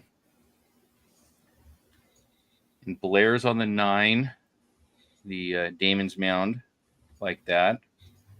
At least we did last September. This time, last September after the Saratoga race, he comes out what? He wins the Saratoga Special, then goes to the Iroquois at Churchill, and he runs poorly. Like, all right, well, he was 5-2. He just didn't run all that well. And then you say 8 months later he's going to be running at Charlestown. It's sort of life comes at your fast moment there. So he's been running at Churchill though, and seems to be fitting. Pat Day Mile was too much for him, but these allowance race back at Churchill was good and ran 4th in Ellis. So yeah. Getting 8-1 on him, not terrible. I feel like there's a case to be made on pretty much all of these, and the only one that I wouldn't really want to make the case for is Rivet, just based on the price. And if he goes gate to wire, you also wouldn't be too shocked at that, right, Nick? Wouldn't be too shocked. Obviously, he's won a lot of good races, and he ran into a buzzsaw last time. I did notice the 9 is, if I'm looking at probables, is getting bit pretty close to the 10 in a lot of this stuff. So I don't know if that's smart money or dumb money. Yeah. And I will say this, I guess looking at the morning lines, I guess with some of the scratches, maybe some of that makes sense. Yeah. I mean, they didn't, no short horse scratched out of this one, though. I think 9-5 was probably too short, but he's even money now, so I guess it wasn't that bad. I don't see, like, Rivet's fine, right? I mean, there's nothing wrong with Rivet. He's won a bunch of races last couple, and won the Chick Lang 3-back, and won a stakes at Ellis. And I guess you throw out that Amsterdam, and he fits and makes a lot of sense and kind of towers over this. Yeah, I mean, you got to look at so when we're looking at low price favorites from what I've been taught, it's like chips in the armor here, right? So has this horse ever run at Charlestown before? No. So that's something interesting. Whereas Society last race, we knew she could do that because she did it before. Yep. And then also it looks like it needs the lead. So besides its maiden, it hasn't won a race unless it's been on the. Well, I guess it did close one time, so maybe it's a little bit more tactical than I thought. But its last 3 races, it's been on the lead, and then last time it didn't get the lead and ran pretty poorly. Yeah, but it did stumble. And that was the Amsterdam one. That's a pretty good field in a big field. Not a big field. Was a pretty, I guess it wasn't that good of a field. I was thinking of a different race apparently. I thought New York Thunder ran in a big race that was good, but apparently not. So, I mean, I don't know what figures you guys use, but like the other thing is like the figures for this horse don't stand out compared to some of the others. Maybe on your guys it does, but some other horses in this race that have some figures that are equal, if not better in some cases, and then you're getting 3, 4, 5, 7 times, and we know it's tough to win way outside. So I think this is a horse you play against personally. Yeah, Timeform has Rivet as in the 120s the last throughout the last race, 120s before that, and nobody else is really close. Swervin maybe the closest at 113. So on figures, Rivet kind of stands out here, at least at one time for him.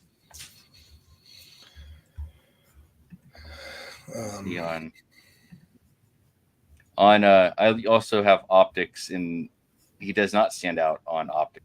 He actually is right in there with the rest of them. So he doesn't stand out on Brisnet either. Yeah.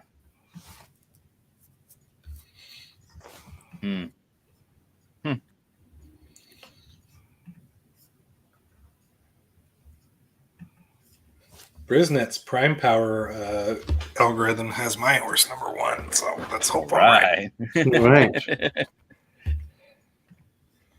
And we're getting 28-1 currently on Coffee with Chris. So if I can get over there, I have to at least put at least $2 on Coffee. Yeah, I gotta put a bet in just in case. Yeah, I mean, when we both land on the same horse and can make a case for a 28-1 shot, I'm gonna. Oh, and they're just starting the post parade, so you got plenty of time. Yep, I'll throw $20 on it. Let's see how that goes. So while we're here, we got the late pick 5 ending over at Del Mar, and since we're in theory out here talking about Del Mar, we'll pull up this maiden claimer, 50,000 going 5.5 furlongs, where none of us had any real strong opinions, but pick 5, I think it's going to pay decently if I'm not too crazy. Yeah, the 2 and the 3 are paying $1,300 and $1,200, so not a huge score, but I wouldn't complain hitting that. I wouldn't complain either. Yeah, the 2 and the 3 is the favorite. 2's going to be second choice, and the 6 is third choice in the pick 5, and pretty similar in the double. So I'm going to go with that's how they'll end up, is 3, 2, 6 in terms of favoritism. So I don't even remember where any of us landed here. So I'll throw it back over to you, Nick, to make a case for something here. Yeah, I mean, my top pick would be the 2 Speed. Yeah. At a higher level, Fade, now dropping in class, shipping into Del Mar, second race, and has the early speed factor. Hoping this horse just breaks well, gets on top, and doesn't get caught. Yep, it's as good a case as anything else we're going to hear. I was on the 6 because I liked its name, so well, at least partly for a reason. So, and Michael is live to all for $1 in the pick 4, which is playing, $100, $200, not bad for 50 cents. So nicely done, Michael. And Dr. Tang, I know you were somewhere else, and I didn't listen very well to either of you apparently today, so I don't even remember what either of you were on. Yeah, I was on the 3-6 here to close it out. Also First because of the name. Yeah. And then the other one's Satellite Heart. First time starter with Sadler, Barrios. It's some good workout reports, so we'll see. Yep. And that's about all you can say about a maiden claimer Calbred. And a very interesting pick 5 over Del Mar. Not my favorite sequence we're gonna ever look at, but can't all be winners, I suppose. So TVG tells me there's 0 minutes to post. Charlestown tells me there's 0 minutes to post, and they're just kind of looping around. So, and Dr. Tang, we also got Roland on our side with Coffee with Chris. So now we got a 3-fer on here. So at 29-1, I mean, what more can we possibly need? Man, you guys got this. Is this 5 legit? No, but it's as legit as anything else. It's legit as anything at 6:19 on a Friday, capping it really fast.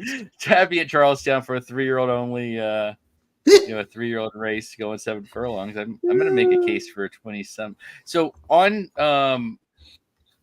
optics, they do their plots, and on the plot, they have circles and squares. Circles are the ones that run out in front and can't really finish, and the squares finish. And the 5 and the 10 are circles together. So they're kind of like lay right one on top of the other. So at least according to optics and their data that they use, the 5 and the 10 are pretty comparable. And so when I see a even money versus 29-1, or 30-1 now, I'll take my chances. I don't think that the 5 is any great shot here, but when I see stuff like that, I'm pretty excited to at least get a chance to get a price. So I'll, it's not a great case, but it's a case that I can make for a long shot like that. Especially at the price. It's more about the price than anything here. Yeah. All right, well, I keyed a 10-cent super 5 with 1, 7, 9, 10. All right. That comes in. That comes in. I'm going to meet you somewhere. You're buying me a beer is what I've decided. Well, just has to 5's got to hit the board, and then I just need 3 other horses to run with it. Yeah. Easy. Just like that. So do you guys have, I know neither of you have really looked yet, but the Travers field is kind of a group that we all kind of know and all of that. Do you guys have any ideas of where you're going tomorrow with the Travers? Nick, I'll send to you first. Yeah, so Baffert's taken blinkers off of National Treasure. And if you look at his races when his blinkers come off, because he's been on and off of those before, he has not made the lead in races when he doesn't have blinkers on. So I doubt that Johnny V and Baffert are coming all the way across to just run to not get the lead, but I think Scotland is a pretty good up-and-coming horse, and so I'm going to think that Scotland gets the lead, and National Treasure is going to have to sit off of him. And I think Forte gets a great trip with the rail draw, and I think Forte is going to win the race unless there's something weird going on and the 7's able to wire it. So I like Forte and I like Scotland.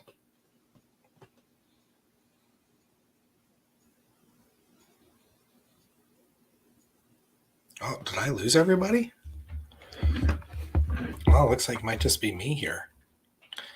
No Nick. This is awesome. 1-on-1 on 1. So, yeah, anybody else in the chat have anything they like for the Travers? Sorry about that. My whole computer crashed and my Chrome came up and said, StreamYard has crashed. Do you want to wait or kill? I was like, well, give it another second. We'll give it a chance. So I heard about 3 things you said, and then I heard echo. So that was fun. Where did you end? I heard Scotland, and I heard blinkers off on National Treasure. Oh, yeah.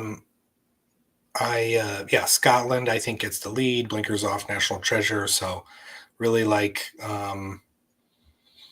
Forte, though, sitting a rail trip. I think he is primed and ready to run a big one. And unless something fluky happens with the 7, I like Forte. So yeah, and I think I'm a little weary of the Belmont winner. Winning at a mile and a half, perfect trip, and has been training up to this. I think it's a talented horse. We'll see. But and then I don't like Tepid Trace at all. So that's interesting because that's the one that I don't love by any stretch of anyone's imagination. I don't think Tappett's Trice is very good, but I also think that you